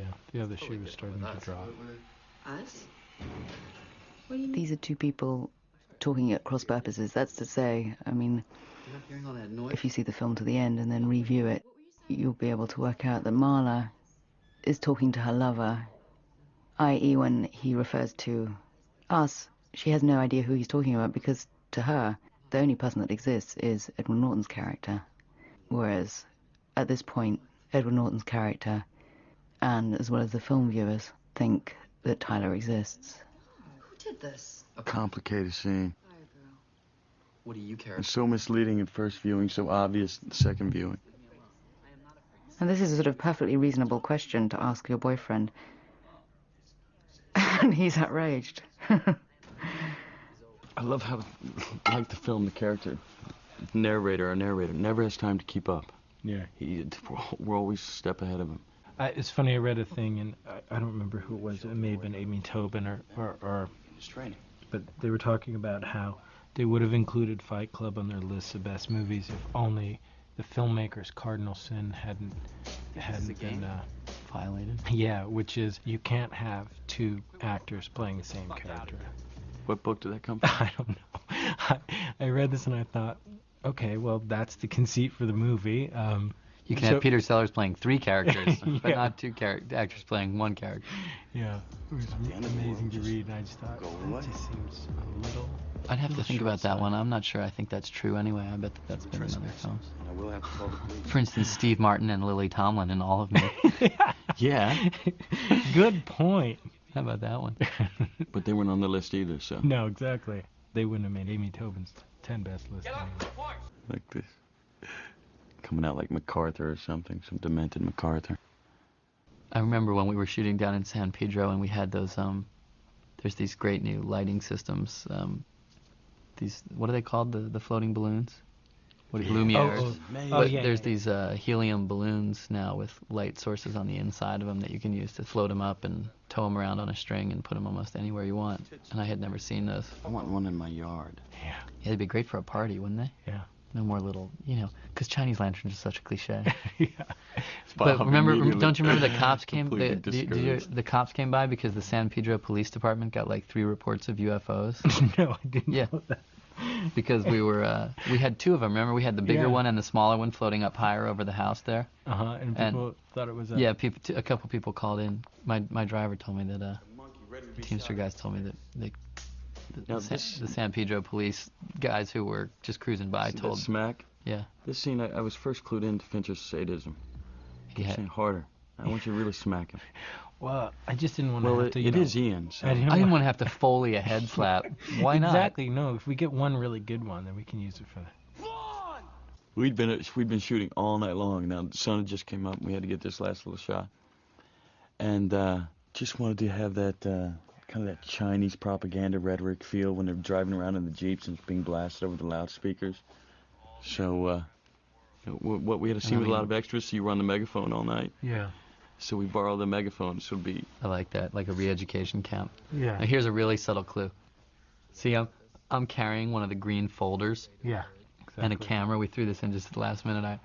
I'm carrying one of the green folders that later are the files of the buildings we're going to blow up. Because, of course, I've really been on this demolition expedition with these guys. But I'm coming in from having scouted the building. See, there's the green folder from 1888 Franklin Street. And then I also, there's a lot of little subtle things I like watch Jared Leto's reaction to me. It's totally, it's a good reaction to Tyler, you know. He's like, oh, let me get those. Let me get those, sir, you know. But our narrator's got a whole nother thing going on. Right, but he's thinking.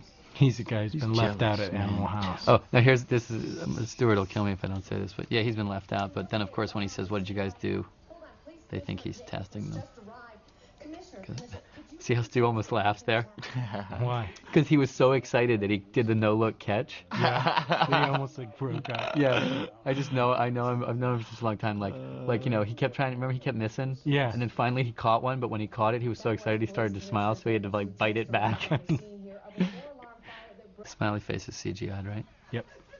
Yeah, they wouldn't let us paint the outside of this building, so we had to track this. What did you guys do? This artwork onto them. Almost but easier, the shot's isn't it? moving, isn't it? Yeah. Oh, that's tough. Oh yeah. Yep.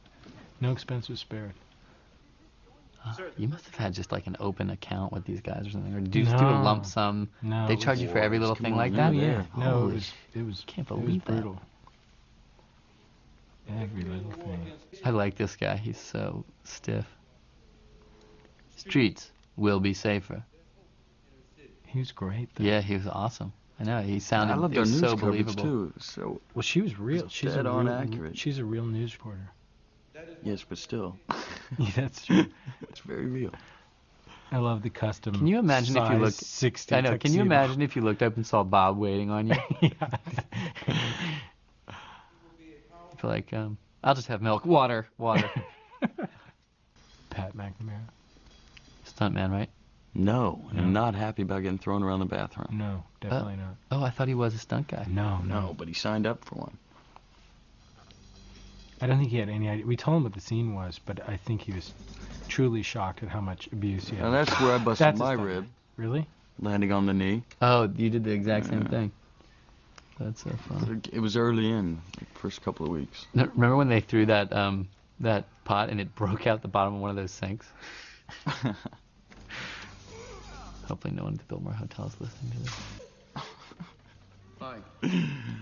I love how Brad's face comes in just as you enter the room. It's like boom. Then he comes into like give a spiel. And I love the idea of the militant group of waiters in Elvis wigs. In Elvis wigs. Those are Clark Kent wigs. Is that what they are? Yeah. You can see on Holt McCallany on the right, his whole. He really has that Clark Kent. Right. And now watch Meatloaf in the back. His pants are down around his ankles, and he's pulling them up. But we couldn't find a take that was better. It was just a great take. Nobody notices anyway. Anyway, Bob would be doing that. Yeah. Goes on, and no one knows the difference. I like that shot. I always like that. That was slightly undercranked. Little bit, yeah. That like 40 frames or so. That like wrapping around me. No, I was saying before, this scene, if you break it right down, is much less like explicitly bloody, or I think one of the only reasons people thought this scene was as graphic as it was, because it's certainly no more graphic than many a Rocky movie, is the sound. I think there's that, but I think it's also the context of it. I think Yeah, it's, the people say, it's like the British film censors came back and said, we find that the scene where the angel face gets beaten up just goes on a little too long, and it's like, well, that's the point. The point of the scene is that you set up the rules. He takes it too far. Yeah, you set up the rules of Fight Club, and you set up how people are supposed to react and what they're supposed to do, and this guy breaks the rules. And if you notice, the people's reactions in the club seem to be thinking it's going on too long too. Yeah, they're horrified, but it's... And Rocky was fighting for Of course. That's true. Yeah. Rocky was fighting for democracy. Exactly. Yeah. I also think this little piece of spice you had to add in of Jared's face gurgling probably didn't help matters. They didn't ask us to take that one out. Really? Yeah, it was just the punches. See, but I think watching it in this context without sound, I think a big part of what, I'm just saying, I think part of what makes the violence... The horror, yeah. There's that shot is the one I think that causes problems. But I think it's also just the sound, the impact. It's making it sound... Awful. Great clue there, though. Because of the eye when line. Owen gets out? Yes, when he gets out. He dresses Tyler Durden, but he's looking at... He looks at me Edward. and says, "For you, Mr. Durden." And then you say, and I say after you, and you say, no, after you. Very poignant. Sexy. Now, if I remember, this is one of the first scenes that the studio wanted to cut, one of the main scenes, which to me is one of the backbones of the studio wanted to cut this scene? Yeah. Are you kidding me? Yeah, the car crash. Doesn't it just go on too long, doesn't it? Oh my God, it's one of the central things between the two of them. Yeah. There's also a good little, there's a thing you do in this I've told you that I like a lot, where when you say like you have to rethink what you know about life, about friendship, and definitely about you and me, which I think is, I always thought was kind of funny just because. There's also a great little laugh there. Yeah, that's what I mean. There's a little laugh to it that's just sort of like, you don't even know how crazy you are. This was really interesting because all of that amazing soundstage. This was on a soundstage and everything going by those windows is on a rear projection, but thrown, I mean, at least 40 yards there. Yeah. Right? I mean, that was being thrown from far, far away. It just looks so good, though. We learned our lesson on 7 about driving around with those did, didn't we? Those fucking rain towers. Just a following a car. The sun popping in, just every time we turned a corner. Every time you turn a corner, the sun, you can never get anything to match outside, and you're constantly. So it's just, we were like, okay, if we're gonna do this car thing, it's gonna be rear projection. No more of this like. You mean if you're gonna do it in the rain? Well, if you're gonna do it, it's a nightmare shooting car stuff. I mean, this is subtle. It starts out like a guy jealous of his friendship, or jealous that, his dad's paying attention to the other brother or something. I know we sort of very briefly explored possibilities of similarities between Tyler and Marla. I mean, they both certainly have a very particular dress style, but both challenge the main character. But basically, Tyler, as he says, is the character, the person that he feels he wants to be, the man. I love the seatbelts here. Yeah, this is a big scene. I can't even imagine cutting this scene. I love these guys looking at each other like, this guy is seriously crazy. Yeah. Why is he arguing with himself? And he does a great Brad Pitt imitation.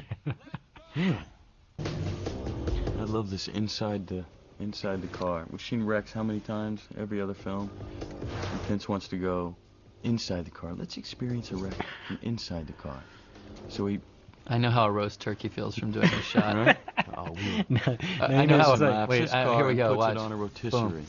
Yeah, so half of a Lincoln Town car is up on a spit with us rolling around on the inside. With broken glass. With rubber glass. There it is flying around, which I swallowed at least a quarter pound of. And airbags that can explode with which as we're rolling over and over, we can hear Fincher just going, "Fire!" Boom, and the airbags go off. Again! Wow. Boom. One of the most beautiful sequences in the It's film. beautiful. I just can't order a rotisserie chicken sandwich anymore. You'll never go to El Pollo Loco again. No. I believe you squirted your pants on. No, I did not.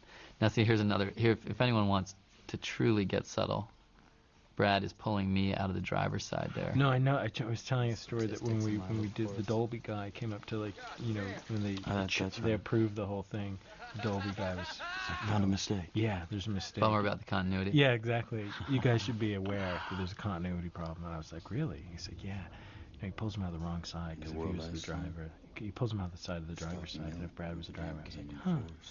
Well, you might want to wait a few reels. I love this. All cut like a dream.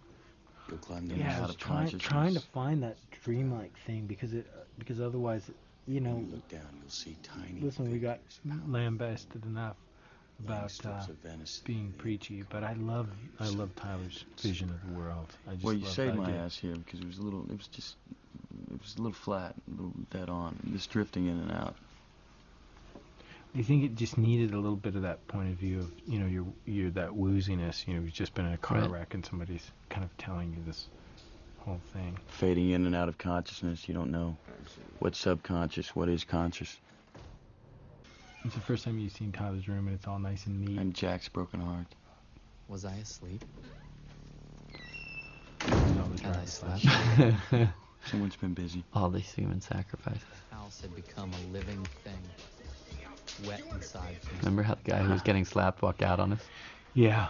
What? The first guy by Evan? No, yeah, the because guy Evan who was getting was slapped by Evan was an extra and he quit. He quit. He was like, I'm not getting hit anymore, and he left. Yeah, good for him, man. $40 a day. That's a very obscure little line there. Do you know how much ether we've got in here? I figured that was Fincher's. I love Marla. I had I think she's a wonderful. There's one key to her that we discussed earlier on was the fact that she had a big heart. She would have to have a big heart because she has to forgive Edward Norton's character time and time again. And I didn't want to have to be coming back to him out of I didn't want that to spring from a victim or need for. I think she's self-destructive, but I don't think she is only self-destructive but on her own terms, and draws a line when others abuse her. So the only thing I could operate was from, or the key to her was somebody that genuinely wanted to almost save or recognize in Edward's character, Tyler, or whatever you want to call him, that there was potential for a relationship and that he was frankly worse off than she was, and that there was a sort of instinct to save him. So she's somebody who's intensely generous, strong, because she finally draws the line and opts for self-preservation, finally. Well, just before the end, that is, before she comes back to him.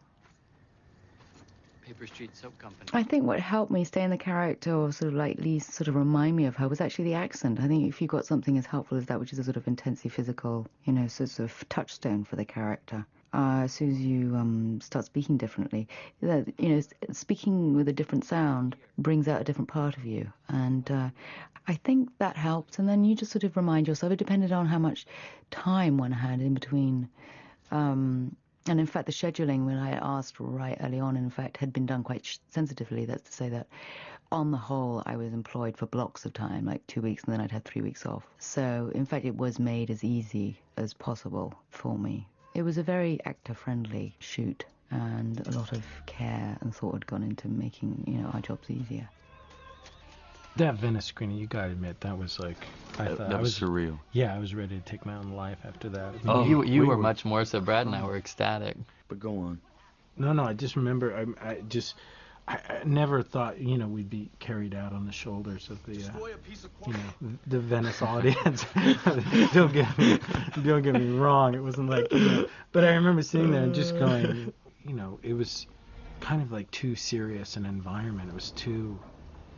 It was a film festival. Yeah, well, I've never been to a film festival, so to me it was like I was expecting people to go, great, let's see somebody take some chances, and let's, and there was just this like, get them out of here, get them on the next the boat. Scourge. Yeah. I didn't feel that as intensely as you did. I thought there was. But what about the next day at the press stuff? Oh, well, that was. But yeah, then we were on the firing squad. Yeah, exactly. Yeah, that was hard. But see, that was just I just felt that vibe carrying into the next day. This was, to be honest, this scene right here was, in some of these very, I thought, glib and lazy critiques that were sort of throwing the word fascist around about this movie. I was like, if you ever wanted the one scene that makes the critique of the whole thing explicit is this one, because the guys in black shirts and boots running around doing stupid things are such morons. You know, they. Isn't that the tenet of fascism? What? Exactly. Isn't that the first tenet of fascism? But morons. Exactly. But that's. I mean. But he's saying the narrator's point of view here. Yeah, it's so. I mean, that's what I mean. Is that how could you look at that assortment of people and call it pro-fascist? You know what I mean? No, I never understood the pro-fascist thing. I mean, it's so obviously about what goes wrong when a bunch of frat boys start taking themselves too seriously. Yeah. You know, when a bunch of undergraduate fraternity guys who have read a little too much Nietzsche start shaving their heads the same and wearing the same uniform. But the whole way that this morphs around him into this nightmare of sheep just chanting their lunatic, ridiculous mantras of Durdenisms. Yeah, of Durdenisms. It's like if you ever wanted it's like Milos skewering the communists in the fireman's ball. You know what I mean? It's just like if you ever wanted to rag on the black shirts, the brown shirts, it's the best way to do it, I think. And I love how they build their rationale to support whatever they need to support. Yeah. Right, exactly. They take a cry of "This is over" and turn it into "His name is Robert Paulson." It's really interesting when you see like censoring type reactions coming from the left. I mean, we experienced this on Larry Flint too a little bit with like Gloria Steinem writing this piece about the film. It's the same kind of response, and it's not coming from the kind of the censoring right wing. It's coming from the left, where they're saying, "This disturbed me, therefore I declare it an invalid subject to have been made into a film," which is the most reactionary argument. It's like, bullshit, man. Yeah, it's really amazing. It's really amazing. It's really comes from the most surprising place. It's really regressive. Didn't know how or why, but I could look at Now, any critiques that we were getting against was always hitting the back end of our film, which to me, I can't see it going any other way. Well, again, I think it's when you start with a book if you like the book. I mean, I don't think it was coming from people who read the book by any means. No. I think there's often criticisms where people say, I thought the story should go this way. Love that shot. The one with the plane going over the head. We went. Remember we went. Now I was completely envious. Remember we went and parked there right under the landing pattern at LAX. And we had a guy with binoculars. We had the tower telling us what kind of plane was coming in. Yeah. Fincher would go, "This is gonna be a big one." No, wait, that's power. Yeah. No, we were sitting there. No, well, we didn't have control over it. No. We just wanted to know which. Route the 747s. Get all the small stuff over on the other runway. Yeah. We can't do that for you, sir. Great. This to me it's kind of like I thought it could have used more finesse, but I wanted to. It's so more kinetic. I see it. It's very kinetic. It's definitely got that going for it. And these guys are such twits. It's exquisite. But I think the people who assail the back half of the movie are working forward from the idea of, well, what would they want to see? Where would they want to see this go, as opposed to working backward? I never heard an answer though. I never heard an answer to that. No, but I think there were a lot of people who said, "Oh, well, the beginning is so original, and then it just, becomes this like chase thing." But that's where the book goes, So we're working backwards from. We really like this book, and but I see so much. I see so much more than that. Well, I'm not agreeing with them. I saw some great thing one time about the number of critics who panned Raging Bull and had it on their 10 best films of the decade list at the end of the 80s. We tried to cast guys that looked like they were in that picture of Robert Kennedy when he's lying on the kitchen floor at the Ambassador. I love this guy. Who's he? This is Michael. He was a guy that we found sort of late in the thing. We wanted somebody to. Yeah, we wanted to find. We were trying to find a guy who could pull off that sort of, he's the Overlook beautifully Hotel. subtle. Right, Lloyd the bartender. What is the Overlook Hotel? In The Shining. Oh. It's good to have you back, sir. Right. Kind of get that. He's just like so stoked. Do you remember not going to give anything. Do you remember how the screws in his head weren't holding to his head? Yeah, so he kept screwing them in tighter. So he kept making it tighter and tighter on his head until. Until he's slurring his lines. Till his foot went to sleep. 3 inches in his frontal lobe. No, his personality changed about halfway through the shooting. No, he as he would move, you'd see the halo kind of like wiggle, and it was like, well, we got to get that tighter. We got to get that tighter. So they were in there with the Makita. I like this Helena hair. Yeah. This was good. Her Satan. Yeah. Two horned. The 2 horns of Satan. See, this is when Tyler becomes an alien. I hope he comes back. No, I like it as he comes back as like Bono, like, you know. Yeah. comes back as Bono, Rock crossed with star. like Michael Hutchins. He comes back. I love the idea of Tyler Durden returning as a rock star. I've been out in the world, been thinking about some new things. And I think you do. these are my new accessories. The Glacier Classic. See, I always saw it turning it more into a monster. Oh, that's what Yeah, you mean. I think that's what I thought too. He's kind of turning into a I creature. love this This stuff is great. flashbacks. And what'd you do? Are these like turned skip out- frames? Just Like skip skip frame frame? this shit out. Actually, Jim Haygood figured this out. He came in one day because we had sort of done this fragmented thing, and I love that look. And he said, you know, I think I can get these down really, really short. And so I came back into the editing room and he showed me this thing, and I was like, that's pretty cool. It's so cool. Because it's like it still encompasses, instead of saying if you have A to Z to go to, it still says we're going to go A to Z, but we're going to skip letters along the way. Yeah. So A that to you- M to Z. So you still cover the front point to the end point, but you get there as fast as But if it's you more, made it half as short. as you know? the mind would work too, and you get Skipping across flashbacks, it, you yeah. get images, you get moments. But- and whatever I was doing, we had to stick Edward in, not knowing what was going to be needed for the flashbacks. Yeah. Just letting In this scene, I was nervous that if at least once we weren't explicit, Yeah. you know? If you didn't step outside into an objective perspective at least once. Yeah. You know, because we knew we were going to do it with the security video. Right, exactly. Later. This could be a good setup for that. But if you didn't, I mean, even though he's saying it very explicitly, I love the look on the face there. Am I having sex with Oh Marla? my God, I am having sex with Marla. it's the guy who's looking back on it actually in the moment going, Huh? Is this me? See, I was most worried about when the nickel drops, if we were going to pull this off. And I was And nobody. most happy with watching it again. Really? And You thought it was going to be a problem? well, no, I was just hesitant. Yeah. I remember when we were working in the office, you were very skeptical of the detailing of how the thing worked. Having Tyler say, sometimes you're watching me, sometimes That's you're watching right. you. You were That's sort of right. saying, like, do we really want to get that Explicit. But Well, I I've think been it in. worked out well. Yeah, that's non-flashbacks. What that is. I love the phone number. There, Deathly CAA. worried about exposition. Is that what it is? Was Yeah. it really? The phone number. I wouldn't He's been know.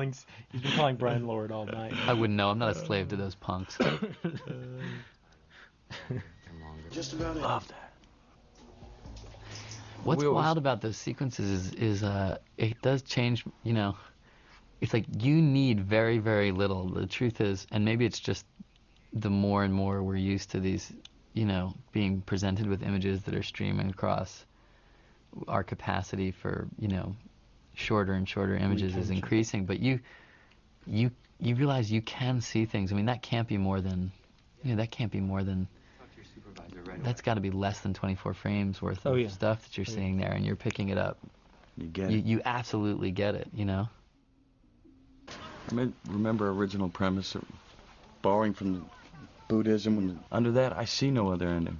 Yeah, no, I again, but we're starting from a place where we're trying to support that we want to take this journey, and a lot of people are watching a movie based on, they like, oh, well, I like this moment, I'd like to see it go here, but Right. it doesn't. So fuck those Again, I rules. never heard a here. Yeah, A specific here. yeah. Well, me either. That's Ed Ed from Live. Kowalczyk from Live in his first film cameo. Whatever. He was really I'll have supportive. the clam chowder, the fried Well, he chicken. came back twice, right? Because we redid this. This is when I always feel, well, not that I've seen the film that many times, but feel faintly relieved we got to, because I feel like, well, at least the audience on my side now, at least they know Marla and finally see me for what I am. I'm somebody who's been having a relationship just with one person rather than, and with him, not Tyler or Brad. I've come to So can sort of appreciate her predicament. The full extent of our relationship wasn't really clear to me. There's a good little I'm not gonna go into it, but the important I do like when she says you're great in bed. The little wince, like, oh. I always wanted to get that in from the first draft of the script where she was talking about all the things that she liked about him. I was like, she's got to say that he's. Yeah, I know you used to always say that. You're spectacular. Sack. And he's just like, oh God, I hate. Why did you? If only you hadn't said that, it would have made. I was feeling so romantic. What? See, I always thought. I mean, you know, I can't remember when we were talking about it, but we were talking about sort of the. It is sort of the like this scene is all about the realization that at a certain point the realization that like, okay, this has all been really sexy and stuff, but I don't want to be an uncompassionate person, you know, or if it's going to involve the hurting of somebody I actually secretly kind of like, then that's the point at which the whole thing kind of shifts for him, you know. Yeah, got to draw the line. But I think that's part of what does it is it's not just the plot, it's that basically Tyler says we might have to take care of Marla. Yeah. That becomes the line.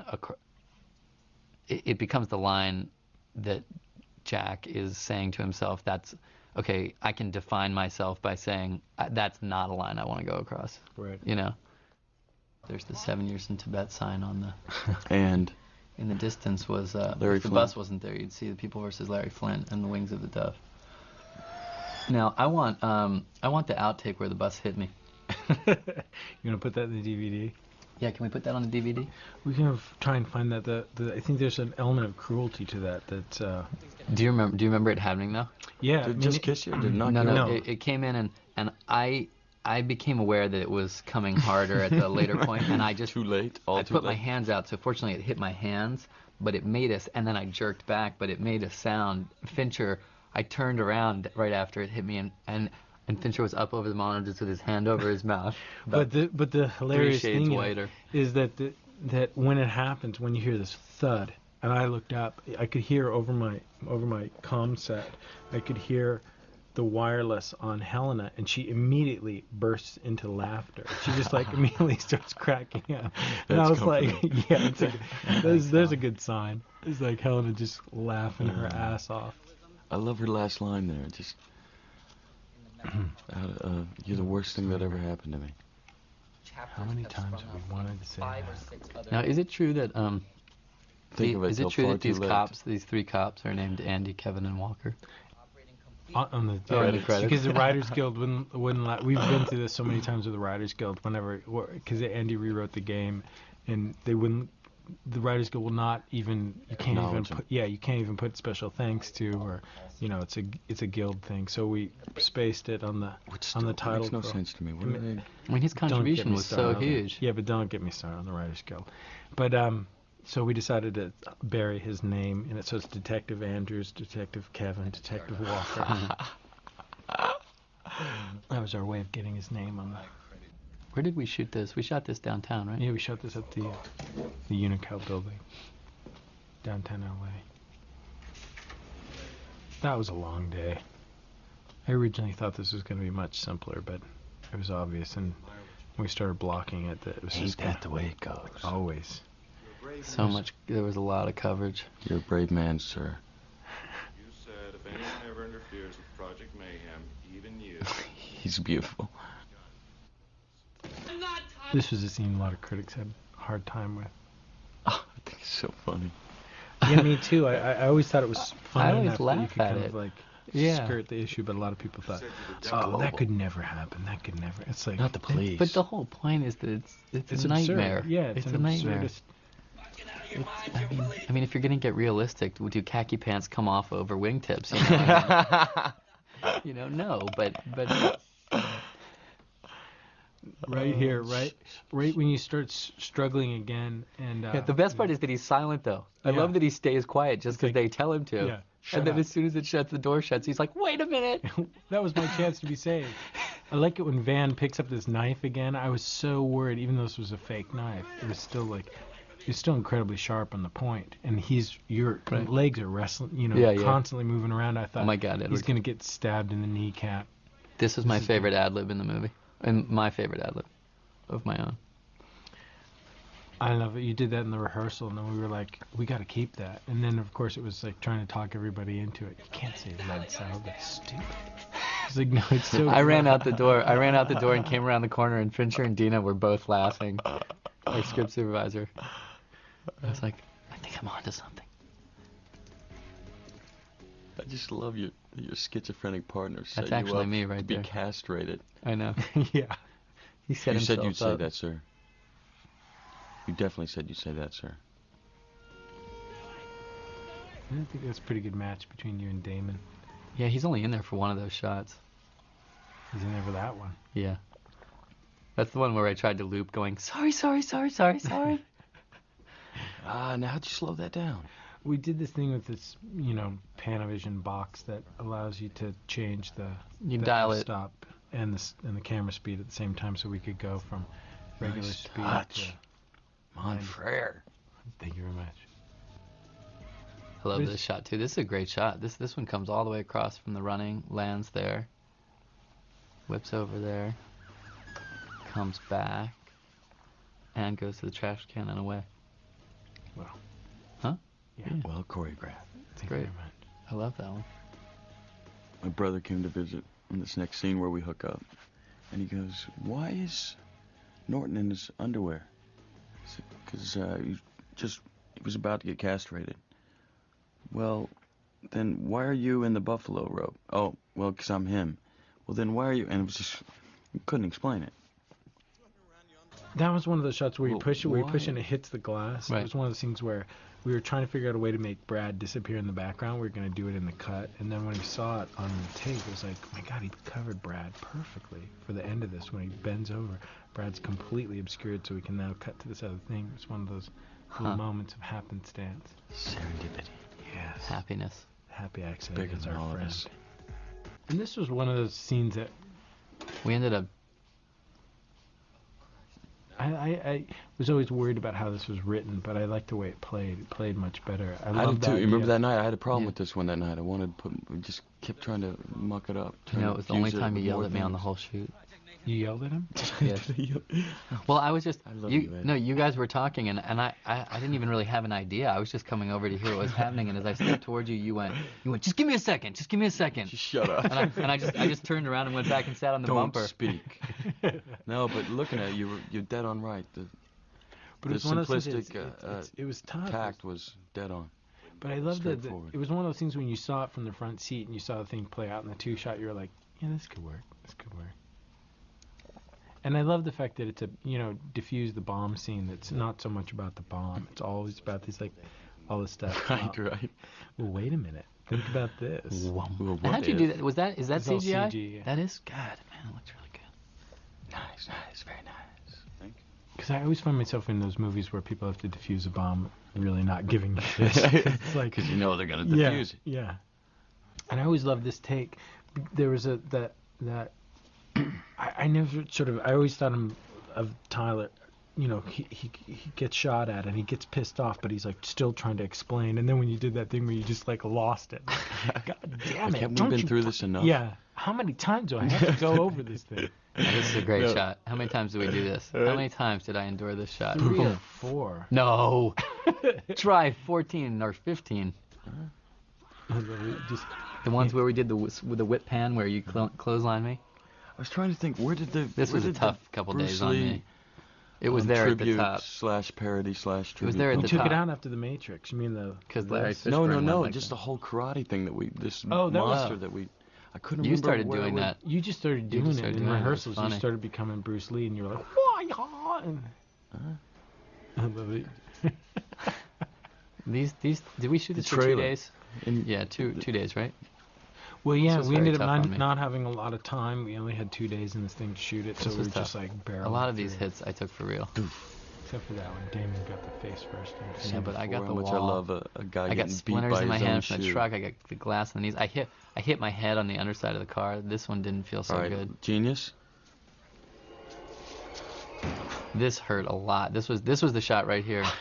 Remember we did this one like 37 times, and Brad finally Yeah, refused to do it because he. Gave out. And that was me. All right. Yeah, that was you. All right, now the stunt guy here. Yeah, I've no never pads been on the legs. I've never been more scared than watching that guy because we watch. He does the first time, and everyone's amazed. He goes down. Those stairs are hard. Everyone's clapping, and then we just hear it once again. And he I don't did know it if I This should- one we were aware 8 of. times. No, he's a Really, 12. truly 12? aware No. of Fincher's sadism. Well, but I gotta say, And what take did you use? I used take number 1. No. I did. Okay, I hope he never gets it. I Studio. love the argument at the end. I love the fact that he makes him take responsibility. I think Yeah, it's that was so great. good. We kind of struggled with the scene in the doing of it. But I Remember? say we got it.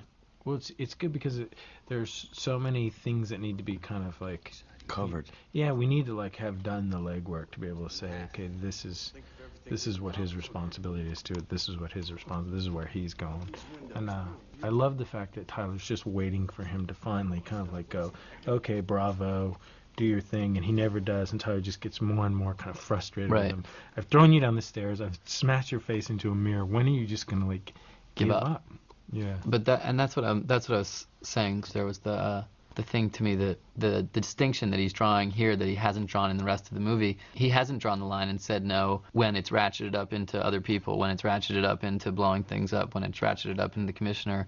He hasn't really drawn the line over any of those things. He really draws the line when Tyler says we have to do something about Marla. Yeah. It's pretty much on that point that he says no. I choose not to be that, and in that I define myself as separate from you. Yeah. You know, and I want to claim myself back from you because I acknowledge that I do care about her. And in some ways, the thing about that is, Kill the to me, teacher. Go on. I'm sorry. no, cut no, you no. off. I was just saying, I think it's good that he. I like that he, in essence, because something gets revealed in it, which is really, in some ways, for all of Tyler's philosophizing and all of his seduction of ideas, in a lot of ways, all Jack was really looking for out of Tyler was some kind of an intimacy, which is the source of the conflict between them in the car there, because he's saying, I thought this was About our us, thing. yeah. He's saying it's not about us. And once Tyler's moved away from him, and once Marla gets explicitly threatened, I think it's like he transfers his desire for connection back over to where it should have been in the first place, maybe. Well, I think there's that, and I think there's numerous other elements. Just like that you can control your own life. You don't have Yeah. to be washed around. And See, the thing is, though, finishing up what I was saying about hers, the thing is, I always, this is the first time in the movie I believe him when he says when he makes any kind of claim about himself, when he says, like, I'm really okay, I think he actually Means it. He means it, I think he had to blow up the world to do it, but he figured something. And some out. hydrogen peroxide. You guys saw the cut pretty much at the same time. The first cut. No, Brad you got to see one before I did. I came back for the Oscars in March, and I saw your first cut on a And the video projector. projected Here at Fox. a video projection of it, yeah. And it was probably like 2 hours and 40 minutes, maybe. Yeah. Does that sound about right? 2:35. 2:35. What's it down to? What was It's it? like 2:15. I mean, 4 minutes of title, so Yeah. that's so it's 2:19 all in. Which is, I don't know. I mean, we got a lot of flack for it being too long. but I hardly just think don't- that's a long movie. Yeah, I just don't. What was it? I think Peter Bart wrote in Variety saying something like, Recently? "Yeah, why is it that a movie like this has to be 2 hours and 15 minutes when it's just a kind of your run-of-the-mill thriller?" It was like, I read that. He sort of talked about it. Run-of-the-mill He said even I don't think he specifically said this. He said even your action movies or your run-of-the-mill action movies are clocking. Oh, in yeah, it, your are run-of-the-mill- clocking in at over. Screensaver. yeah, we were gonna. It was one of. A screensaver. We were gonna do the gun going off. Wait, in watch your the mouth. watch the Put it on the smoke ring. DVD. Watch the smoke ring. We were gonna do this. Do we the gun have to- going off in your mouth as a screensaver. What's that smell? Look at that smoke ring. I love I've it. never in my life been able to do that. There's the tribute to Gary Oldman. The Gary Oldman death scene. No one dies better than Gary. Now, this is one of the first times I actually did not care what anyone thought. Really? Because I was so No, I didn't either, ecstatic honestly. with the final product, what we were shooting for, and what was there, and it was beyond expectations. And it's what I wanted to see, and I just did not care. I understood that be a lot of people that had problems with it. It was dead on for me, so I absolutely Yeah, I didn't think was unfazed. I would not have thought when we set out to do it. I probably said to many people at some points. I said, if we get even 70% of the feel of this up there, it'll be pretty wild. And let's not forget, you had just as many people on the other side going, this is the most original, phenomenal thing I've seen in No, decades. no. So, I mean, we definitely got. I mean, we don't concentrate on that. Oh, as I wouldn't. much. Yeah, We no. just I mean, if you're fixate going on to the talk bad, pure critical, Right? Just fixate on the evil. It's amazing because when you watch this movie, when you watch this scene, especially with a younger audience, they actually laugh at the absurdity of a guy who shot himself in the mouth and is still now talking. And there's a real defining like age barrier, and there's people over a certain age that just go, "Fuck you, you can't do that. Right. That's just awful." I remember having a long discussion with Fincher about this scene where I come back and he's basically got a lot of explaining to do since he's just betrayed my trust yet again by putting me on a bus full of space monkeys. I'm pretty angry, as you can see. And then I said, oh, I don't want to go all Florence Nightingale on him, given what he's just done. But he said, well, don't underestimate what it's going to look like. And the makeup was pretty realistic. Well, of course, when I first saw it, I was really appalled. Everything's gonna be fine. Everything's going to be fine. It's so deliberately ironic and then sort of in joke, is that in fact this is Century City that they're blowing up. Love the Pixies coming in. Oh, well, Yeah, that was a great piece of music. And also after all the Dusties techno vibe, and we've been all around the world with the Dusties, and then just come in with this raw guitar. And See, it's great because it's a great millennial, like We'll Meet Again at the end of Strange Love or something, you know? And then quality control. Did you know that there's a 6-frame splice of a penis at the end? You're kidding. Tyler lives on. I gotta say, kudos to Fox. You know, they really did. Yep. They totally backed us. Yeah, I think in fact, they that did.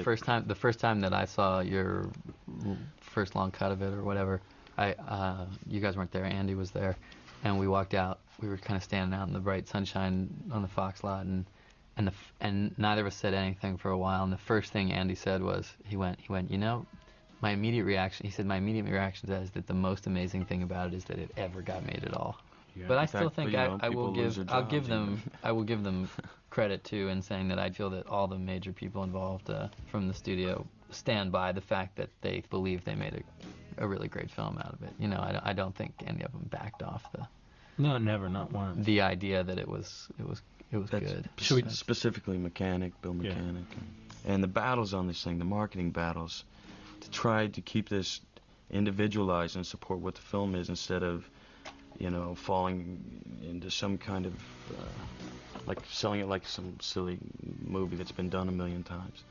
I mean, even when this thing came out, and hold your thought, but when this thing came out, I knew there was going to be flack, and you know, I had this idea. I mean, you look back at like Clockwork and these films that are in your favorite stack of lasers or DVDs, and what they did opening weekend, it's pretty much par for the course. But I'm still, on the other hand, I had this idea in my head that it would find its life now, that it was apropos, and people were ready for it, and so there was still a little surprise and disappointment on that level. But on the other hand, I go, well, that's what I expect. I knew that going in, and the thing I always hang on to is when we first sat down with this thing, you talked about, and you weren't so much talking about this one specifically, but you said you're interested in making films that are going to be around in 20 years, that have a life, and I mean, time will tell, but I think that's exactly what we've done here. Who's it in memory of? Scott Mackle is the title designer. He went on a trip to South America and he got some kind of viral infection in his lungs and he died. And Raymond was a development guy at Fox who found the book and gave the book to Laura Ziskin and died shortly after that. Oh, wow. Really wanted to see it made into a movie and never did.